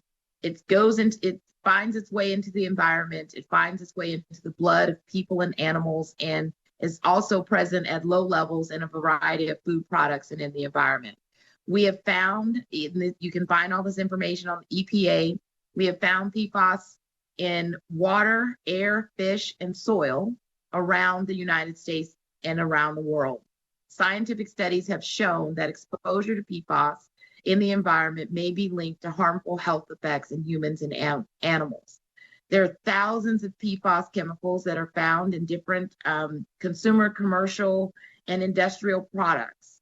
The idea is to, in these sections, is to streamline and try to manage and regulate the products that are harmful to human beings in the state of Nevada. And so the bill covers several different sections. My main focus was to try to make sure, and cookware, because we found that the coating also has PFAS in those very, the slick coating that we actually have in our pots. And so that's what brought this to my attention actually in 2022 when I brought the bill in 23. And then I decided to insert it in this omnibus environmental justice bill so I could try to get this measure passed.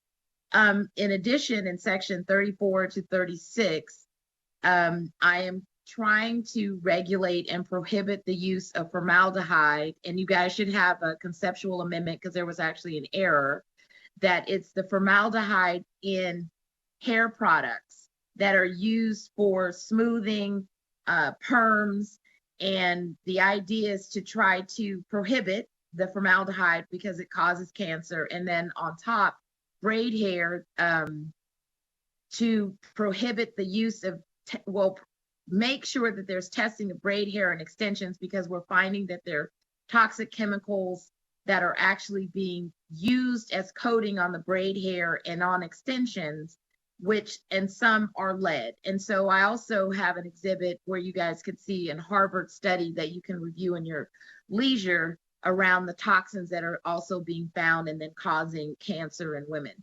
And so with that, Madam Chair, I'll just open up for questions. And if they're like specific breakdown on PFAS, I would like for Dr. Arenzo to kind of help me out on those deeper questions if you guys want to get into the science. Thank you so much, Senator Neal. I feel very lucky. I've got you in my committees 2 years in a row talking about PFAS. All right, with that, we will open up to questions, and we're going to start with Senator Rogich. Thank you, Madam Chair, and thank you for bringing this bill. Something that came to mind as you were talking, and it's with regard to the heat impact on the plastics, is that at least down in southern Nevada, there's this push to replace grass with the artificial grass or synthetic grass, and the amount of heat that we get, and then if you have a water runoff because it rains, are we going to address that issue?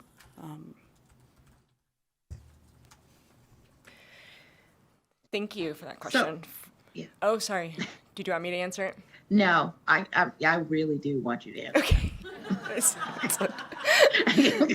Thank you for that question, Monica Arienzo, for the record. With respect to artificial turf, this is a great question. And we know that UV light will degrade plastics at a faster rate. It causes superficial cracking of plastics. So, and I know I have been, I've done this before where I've left like a bucket out over the winter and all summer, and then I pick it up next year and it's kind of cracking and falling apart. That's because of the UV light. So this is a great question, and we would probably find that, yes, we'll find degradation of those plastics with exposure to UV light. There may be things that are added to the turf. I don't know for sure, but sometimes there are additives put into plastics that are essentially to help keep the plastic from breaking down. And so those additives can also be released through, whether it's just through natural processes or, like you mentioned, during rain events, that then those can be released into the environment. So this is a great question. I don't know of any specific studies looking at artificial turf breakdown, but definitely something that should be looked into more. Thank you so much, Doctor. Do we have any other questions from the committee? All right. I thought there might be more questions, but with that, I'm going to have you step back from the table, Dr. Arienzo, as well as Mr. Corsandi, and we'll bring up anyone who'd like to testify in support of Senate Bill 173. Please approach us first in our physical locations, and then after that, we will move to the phone lines.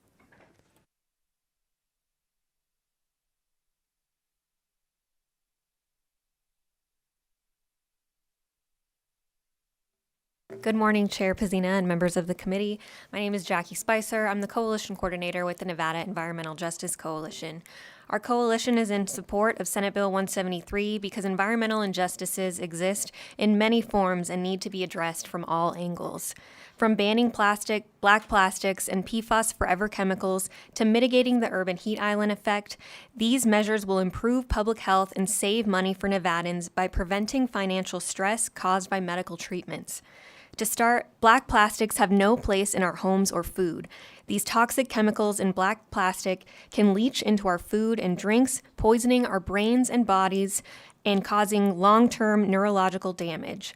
In 2025, there are a plethora of alternatives that do not jeopardize our health and safety. In addition, PFAS exposure and the carcinogens in synthetic hair braids have been directly linked to cancer. With nearly 40% of Americans expected to face a cancer diagnosis in our lifetime, we must take every possible step to reduce exposure to cancer-causing chemicals. Limiting these pollutions and testing synthetic braids will not only protect the health of our communities, but also save individuals and families from the crippling financial burden of cancer treatments. Lastly, Nevada is home to the 2 fastest warming cities in the nation. Last year alone, Clark County had over 500 fatalities due to heat-related illnesses. This silent killer strikes hardest at our most vulnerable populations, and we believe that this bill is more than adapting to deadly rising temperatures, but it is about avoiding the cost of being displaced and keeping Nevada as a place for all of us to call home. We urge you to support Senate Bill 173, and we thank you for your time and dedication to the people of our state. Good morning, Chair and members of the committee. My name is Olivia Tanager. For the record, I'm the director of the Sierra Club's Toyabe chapter. We're the largest grassroots organization in the state of Nevada, representing 40,000 members and supporters across our great state. This bill has several components, so I'll kind of break them down. We strongly support efforts to reduce plastics prevalence in our special places across the state. Studies have shown that Lake Tahoe is so full of microplastics that their concentration in its waters, 5.4 plastic particles per cubic meter, is greater than the concentration measured near some of the huge garbage patches swirling in the world's oceans that I'm sure some of you all have seen documentaries about. So it's quite concerning, and we appreciate the efforts to phase out plastics and things like that harm not only Lake Tahoe, but other special places across the state as well. We also know that low-income communities are particularly vulnerable when it comes to the contaminants that you heard about today discussed in cookware, and thus are more likely to be subject to the health impacts associated with those chemicals. Lower-income folks are also less likely to have access to health care once the health impacts of the contaminants materialize. We also appreciate the provisions in this bill to reduce the urban heat island effect. Like Ms. Spicer said, that certainly is a killer in our state. Communities of color and low-income communities are disproportionately bearing the brunt of climate change and the rapid heating we're seeing in Nevada. As you heard, Reno's the fastest warming city in the entire country, and Las Vegas is the second. And not only are those the 2 fastest warming cities, but the urban core and the urban and heat island effects are warming both faster and higher rates than other areas as well. And we must continue to abate those issues as robustly as we can. People's lives are at stake. And so we appreciate Senator Neal for bringing this bill forward, and we urge your support. Thank you. Chair, members of the committee, Annalise Porter, ANNALISE-PORTER, here with Southern Nevada Water Authority and Las Vegas Valley Water District. We are here in support of Senate Bill 173. Thank you. Thank you so much. And not seeing anyone coming to the table in Las Vegas, we are going to move to the phone lines. Broadcast, is there anyone who would like to testify in support of Senate Bill 173 on the phones? If you would like to testify in support of Senate Bill 173, please press star 9 now to take your place in the queue.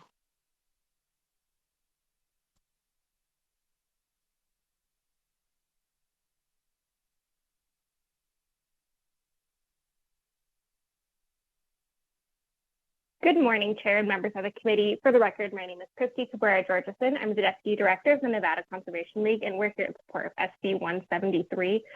Like many of the previous commenters have said, this bill is a step in the right direction to keep Nevadans and our environment safe from harmful chemicals and make strides to combat urban heat island effects. Microplastics and PFAS can find their way into our soil and our drinking water, accumulating in the environment, wildlife, and our bodies, and having numerous health impacts. Additionally, Nevada is home to the 2 fastest warming cities in the country, and the typical number of heat wave days in the state is projected to increase even more to around 55 days a year in the next 5 years. Extreme heat can be dangerous to our health and even fatal, and the number of heat-related deaths and illnesses continues to increase year after year. Over 500,000 people died due to heat-related causes last year in just Clark County. And while all Nevadans are impacted during these extreme heat events, impacts are not evenly distributed. Extreme heat poses higher risks to those in low-income communities and communities of color, as the effects of urban heat island makes these temperatures in the neighborhoods even hotter. We strongly urge the committee support on this bill. Thank you for your time.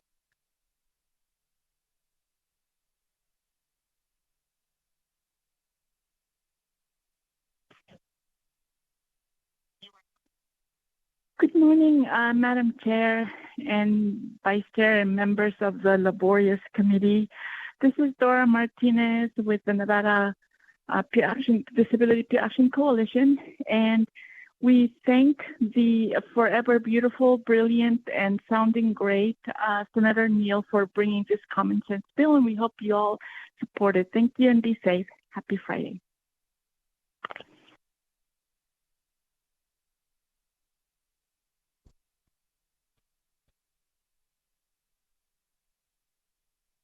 Hello, my name is Sarah, and I'm in support of Senate Bill 173.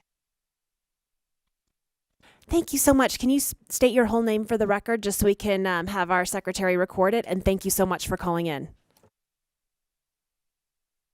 Can I just give a first name? Sure, go ahead. State and spell your first name for the record and then continue. Thank you. Sarah, S-A-R-A-H. Thank you so much, Sarah. Did you want to make any other comments or just call in support? And we thank you for your time. Just call in support. Okay, thank you so much. Broadcast, do we have any other callers in support of Senate Bill 173? Chair, you have no more callers in support at this time. Okay, thank you so much. With that, we are going to move to testimony in opposition of Senate Bill 173. We'll start in our physical locations, and then we will move to the phone lines. And Mr. Abney, I saw you get up a couple times. I thought maybe you were going to get up in support. I was being nice and letting other people walk by me, Madam Chair. For the record, Trey Abney, T-R-A-Y-A-B-N-E-Y, here today representing the American Chemistry Council in respectful opposition to SB 173. The American Chemistry Council represents leading manufacturers of raw materials and packing materials covered under this bill and is respectfully opposed as currently drafted, and that's key. Section 4 of the bill would impose an outright ban on any plastic bottle designed to hold liquid for oral consumption.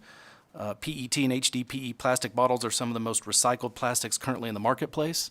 An outright prohibition would have detrimental impacts on the beverage, grocery, and retail industry and impact products such as juices, milk, soft drinks, water, and distilled spirits. Cost to manufacturers and ultimately consumers would likely increase significantly. And this bill overlooks other important environmental impacts. Lighter plastic bottles require less fuel to transport, meaning less greenhouse gases. We also have concerns with Section 26 that establishes new misdemeanor penalty provisions for violations of the proposed PFAS restrictions. This new penalty provision, just for that section of the bill, appears to be unnecessarily punitive. The Chemistry Council supports the concerns that you will hear that will be raised by other industry organizations testifying after me today, and we would urge a no vote on the bill as currently drafted. All that being said, we've had productive conversations with Senator Neal, and of course it's great to see her back and participating in this process, and so we will continue those conversations and think that we may be able to come to some agreement on the issues that we raised. Thank you, Madam Chair. Good morning, Chair Pazina, members of the committee. For the record, my name is Nick Schneider, Director of Government Affairs for the Vegas Chamber. We are also here in opposition to SB 173. For the sake of brevity, I'll go ahead and echo the comments made regarding the misdemeanor language in Section 26, as well as the banning of plastic bottles in Section 4. Just adding the fact that, we do have concerns with things, alternative packaging options like aluminum. The rising cost does have negative impacts on the accessibility of these kinds of resources in a lot of our communities. Further, in Section 2, we would appreciate a clarification on the definition of foodware as it captures storage containers as well. So if you were to order food from a restaurant, not indicate that you need a food package. I don't know how they would deliver that food to you. Of course, we're happy to work with the bill sponsor and look forward to continuing those conversations. Thank you so much. Good morning, Chair Pazina and members of the committee. For the record, my name is Jay Parmer, Jayparmer, representing the Nevada Manufacturers Association. You're going to hear from numerous industry groups expressing specific concerns regarding specific sections of the bill. For the sake of time, I'll summarize the Nevada Manufacturers Association's concerns as a matter of the policy decision that is in front of you. Section 26 of the bill imposes a misdemeanor penalty for noncompliance. That's a new penalty. At the same time, the effective date of this bill is January 1, 2026. That is an aggressive, if not impractical, date for many manufacturers, including businesses operating in this state.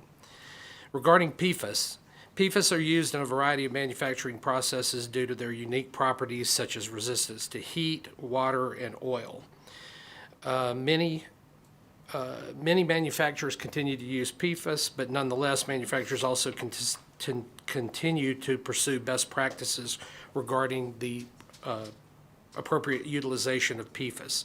And I would also say that while there's a lot of discussion about PFAS and a lot in the news, the impact and associated risk of the utilization of PFAS is unsettled science at this time.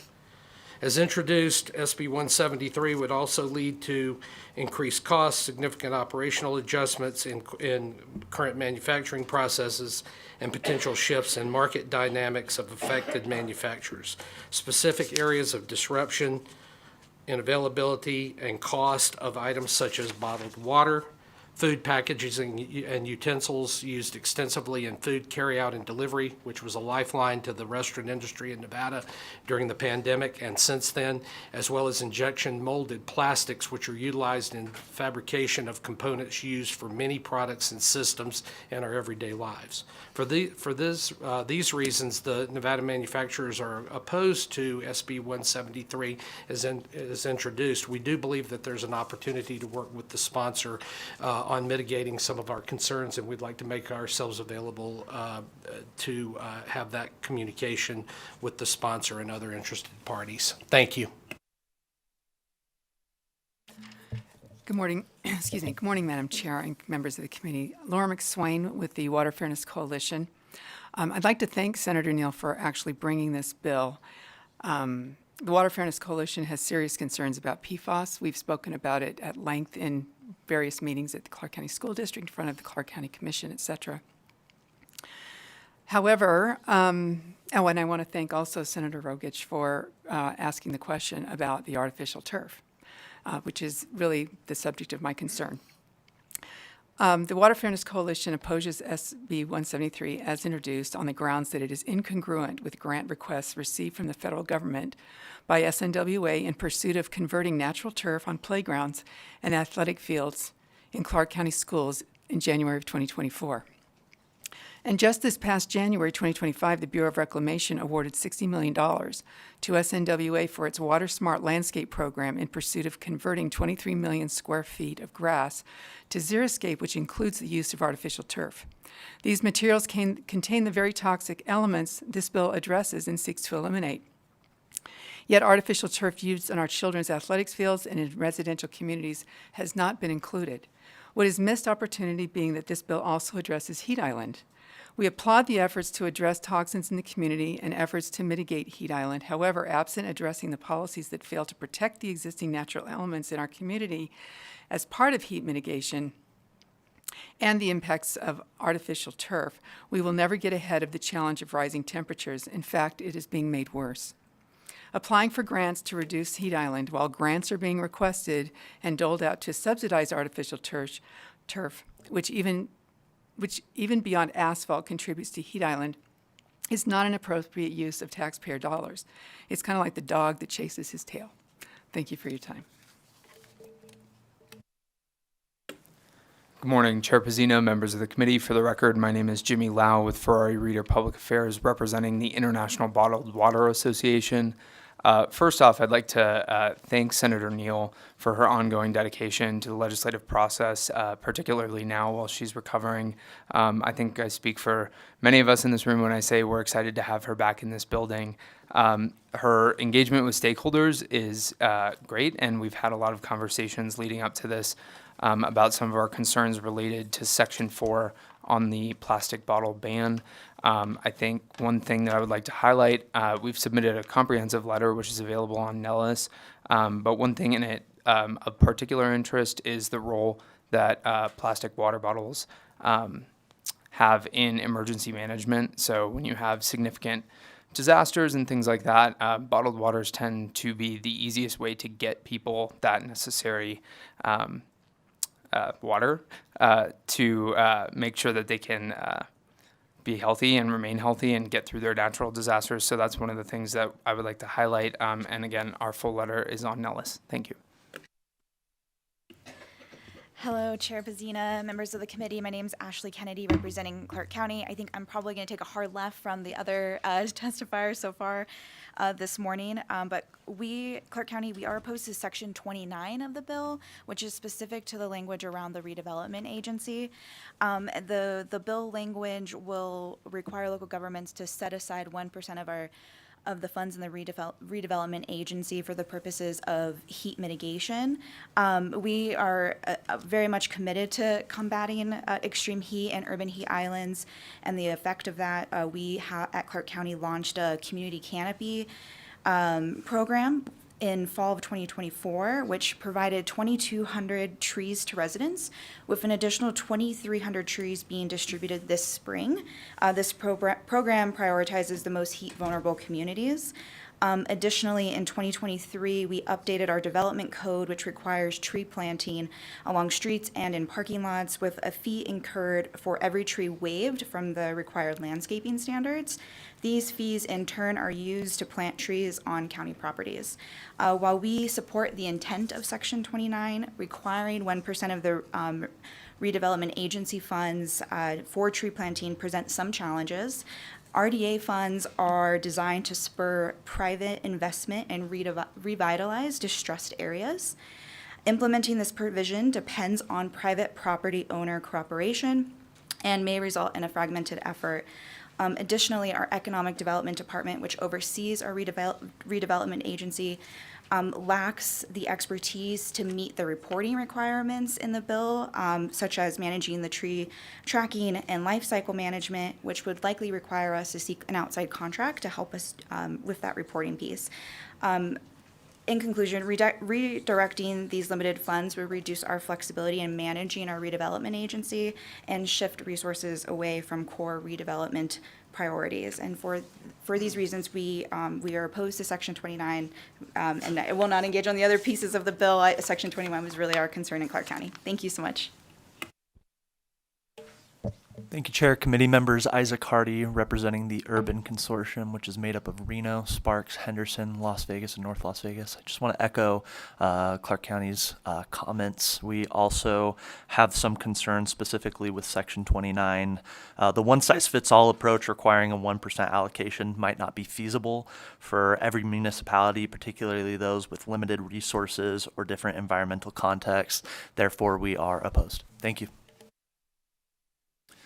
Chair Pazina, David Thorpe, T-H-O-R-P. I'm with the American Beverage Association. I'm here representing the non-alcoholic beverage industry, which employs more than 1,300 people across the state. We're opposed to Section 4 that seeks to prohibit the sale of any plastic beverage bottle.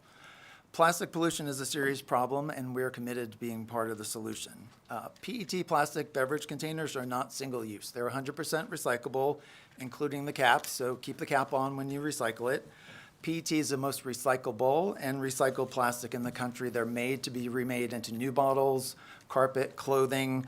We're using less plastic. You can feel how squishy they're getting.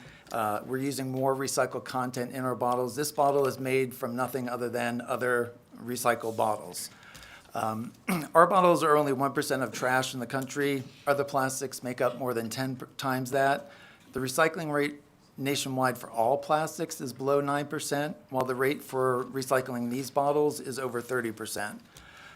These PET bottles are collected across the state in curbside and drop-off recycling programs because they are 100% recyclable and they are of value. Our bottles are a valuable commodity. These are not the plastics that get shipped off to other countries. A new facility opened last year in Las Vegas that takes the recycled PET bottles and makes them into new bottles.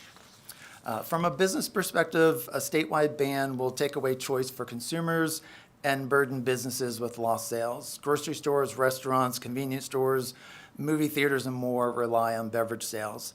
And consumers demand choices for their beverage containers, often preferring a lightweight, resealable bottle. So in conclusion, banning the sale of 100% recyclable PET bottles does not address the problem of plastic pollution, but it will harm consumers and businesses across the state. Instead, improving collection and recycling of plastic will keep more plastic out of nature.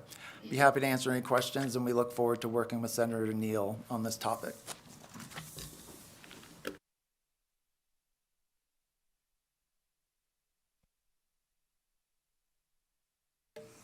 Good morning, Madam Chair, members of the committee. My name is Janine Hansen, and I'm speaking for myself today. My concern is Section 4 with the on the plastic bottles for beverages. I just have a few things I'd like to say. First of all, I live in an area where I'm dependent on electricity if I'm to have water, because if the electricity goes off, my well goes immediately off and I have no water in my house. So one of the things I do is I keep a lot of plastic bottles around because we've had floods that cut off our electricity. We've had fires. We were without any electricity for over 18 hours because of fire that was very near, closed the highway. And I think it's very important for people to be able to have, especially available in cases of disaster and emergency all around the country, but in our state as well, to be able to have plastic bottles for water in order to have something to be able to take care of everything. When my power goes off, I have a plastic bottle so I can brush my teeth. I have plastic bottles by my toilet so I can flush the toilet. And so I think sometimes we don't think about those. When I go to Tahoe, I have a timeshare at Tahoe. They have a special place for recycling plastic bottles. Now in Elko County doesn't require that, but at Tahoe they do that, which I think is very positive.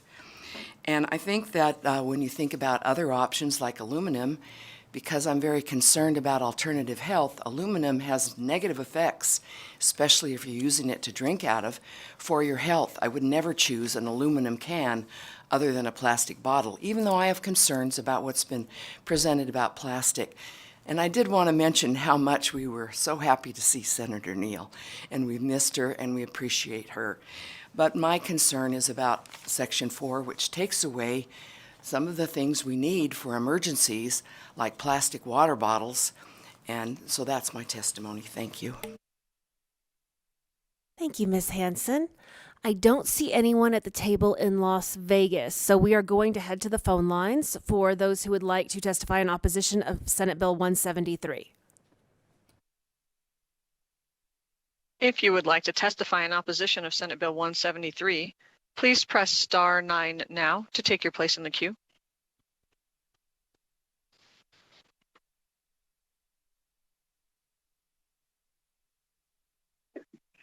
Hello. I'm calling as an independent. I'm from California, but I'm actually calling just to say I'm fully in support of Bill 173 section. I'm not actually sure what section it is, but it's about the ban of using plastic cutting boards because of microplastics in restaurants. I think that's a huge thing. There's recent studies that have come out. Anytime you use a plastic cutting board, there's microplastics that get released into whatever you're eating. And it's well known that those are toxic chemicals. Anything inside your body like that is just gonna could possibly cause cancer. I just want to express the support for that. That should be it. Thank you. Thank you. And can you please share your name for the record?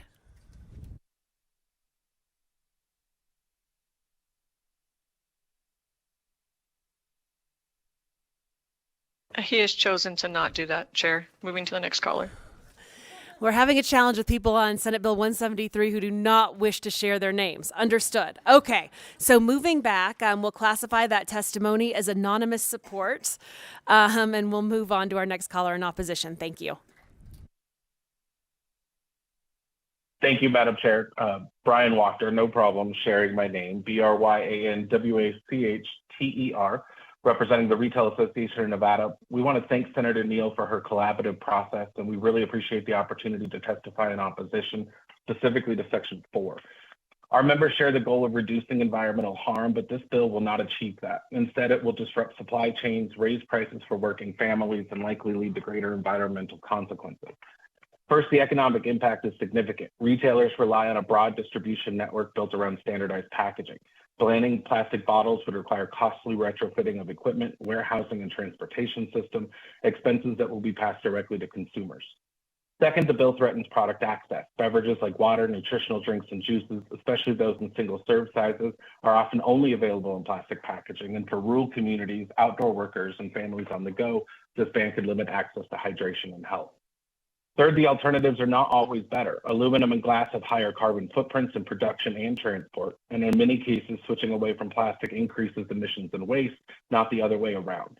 In fact, some of the supporters of SB 173 would also likely oppose the increase in pollution and environmental impact of these alternatives.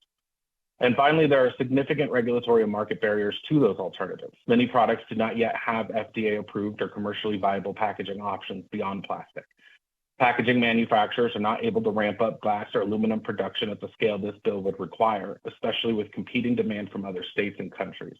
Without coordinated national standards or incentives, Nevada risks creating a bottleneck in availability, increasing costs, and reducing selection. We urge the committee to consider more effective, collaborative solutions, ones that focus on improving recycling infrastructure, enhancing consumer education, and supporting market-driven innovation, rather than a hardline ban that will do more harm than good. Thank you for your time today, and happy to answer any questions.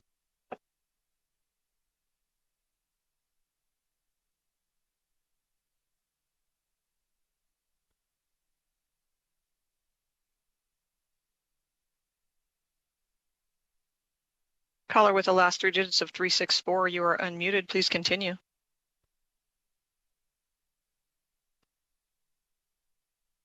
Caller, is it possible that you are muted on your end? Oh, hi. Yes. Can you hear me now? Yes, we can. Can you hear me? Okay. Hi, my name is Aaron Ramani, and I support SB 173. I think one point that hasn't been emphasized enough in support of this is the health and the science aspect of SB 173. As a man, I'm very concerned and very, very concerned about the testicular harms with men's testicles and all of the other terribly adverse effects that microplastics have on both men and women. And I think that the health aspect hasn't been emphasized enough in this discussion. I think it's crucial, and I think the science is also very important. And I think it's completely and utterly clear how beneficial this SB 173 will be for the future generations for Nevada. That's it. Thank you.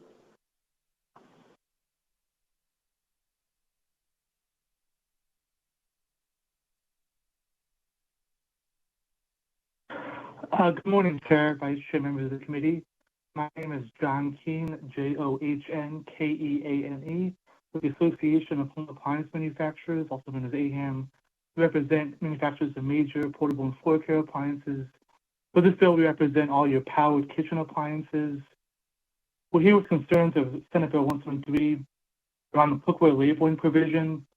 Section 25 would require manufacturers of cookware that contain potentially added PFAS to list those products on the label. Cookware is defined very broadly as durable houseware products used in residence or kitchen and prepared to dispense or store food, including without limitation several products, including without limitation language. Raises concern what products would be incorporated into this labeling provision. In 2021, California passed a similar cookware disclosure law, AB 1200. In their deliberations, they removed the but not limited to language. The cookware was only listed in the product which would be the one labeling for. Colorado, a year after, passed a similar law, which had a very narrow cookware labeling requirements. We encourage Nevada to harmonize with California's law and remove without limitation, to remove any areas of uncertainty for cookware manufacturers, and to ensure harmonization across the region. Many kitchen appliances prepare to dispense or store food or beverages. Believe that if everything in the kitchen is labeled, it could go against the intent of the provision. Manufacturers want to comply, and the dates for compliance is quickly. We want to make sure we can fully in compliance with the bill. So thank you for your time, and happy to answer any questions.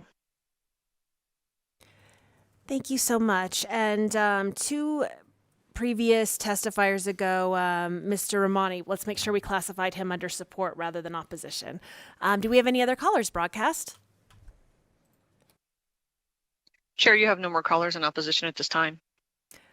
Thank you so much. With that, we will move to neutral. Would anyone like to testify in neutral on Senate Bill 173? Seeing no one coming forward in our physical locations, we will move back to the phones. Broadcast back to you. Anyone who'd like to testify in neutral on SB 173? If you would like to testify neutral on Senate Bill 173, please press star 9 now to take your place in the queue.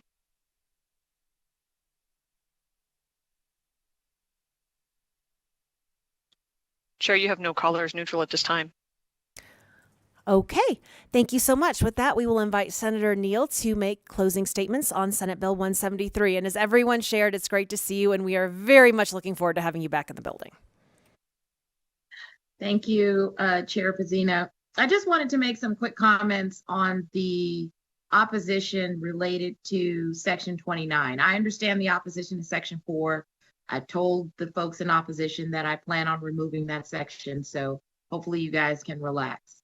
I do want to talk about Section 29 in regards to the RDA. So just really quick, having spent like probably all of my legislative career in government affairs, RDAs are built from the properties that are actually in the boundary.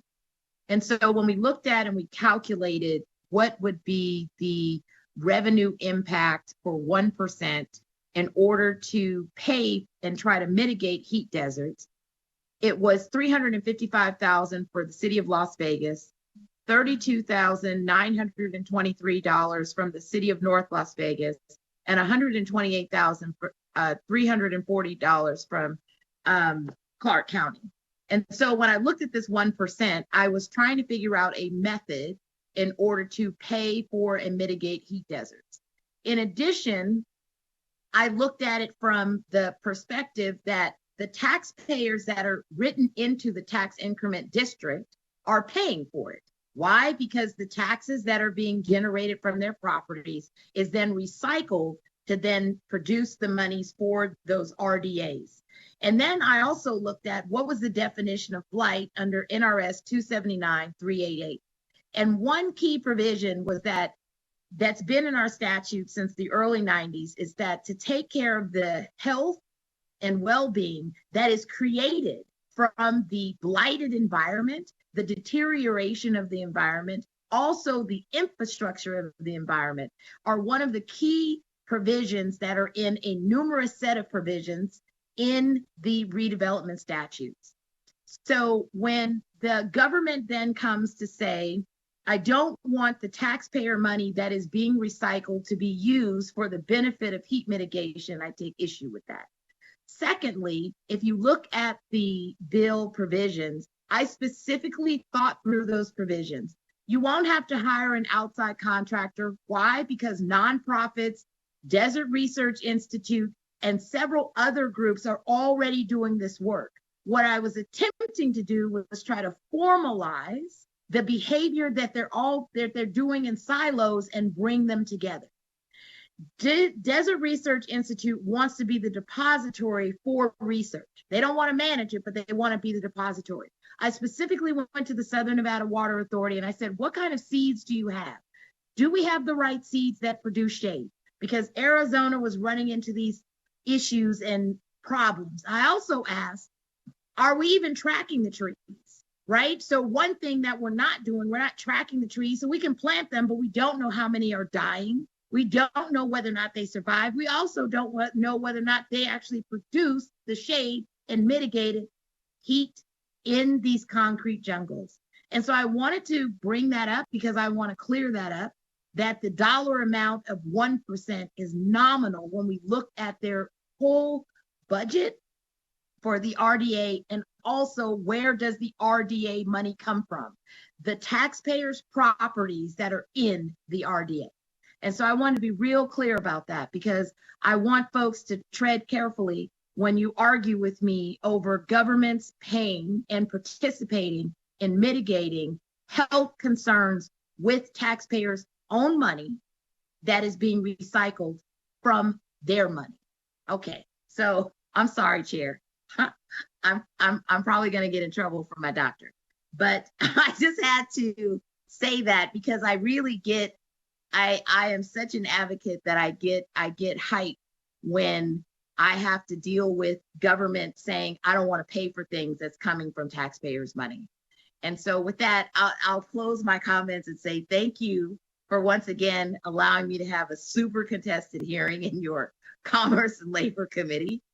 I'm hoping that I'm bringing at least some entertainment, and thank you for the hearing. Thank you so much, Senator Neal. You are missed, and we look forward to having you back here in person. And with that, we will close. Excuse me, I should say, Dr. Arienzo, did you have any closing statements? And then we'll close the hearing. Yeah, I was going to just add a little bit. So thank you, Madam Chair and the committee, and thank you, Senator Neal.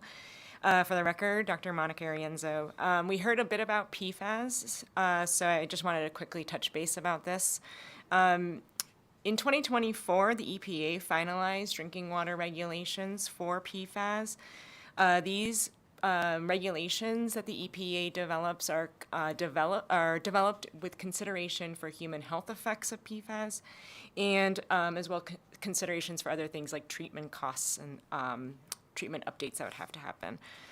And I also wanted to highlight that not only do we have these regulations at the federal level for PFAS, but we have had studies come out on our waterways in Nevada showing that some of our waterways do contain PFAS compounds. And so while for my case, I spoke about my research on microplastics and plastic in the environment, I have really been kind of developing my own knowledge and understanding about these other plastic-associated chemicals. And I think kind of the way I've started to think about plastics and plastics in the environment is a complex suite of contaminants, because plastics contain a lot of these added chemicals like PFAS, as well as other things like flame retardants. And so I think I just really want to highlight that when we think about plastics themselves, it's really important we can consider them in this continuum of a suite of chemical contaminants. With that, thank you. Thank you so much, Doctor. And with that, we will close the hearing on Senate Bill 173, and we will move into our final order of business today, which is public comment. We welcome anyone to come up to the tables in Las Vegas or in Carson City, and then we'll move to the phone lines. We ask that you state and spell your name for the record. And with that, I don't see anyone at the tables in our physical location, so we will move to our phones. Broadcast, do we have anyone who would like to make public comment on an issue pertaining to commerce and labor? Thank you. If you would like to provide public comment, please press star 9 now to take your place in the queue.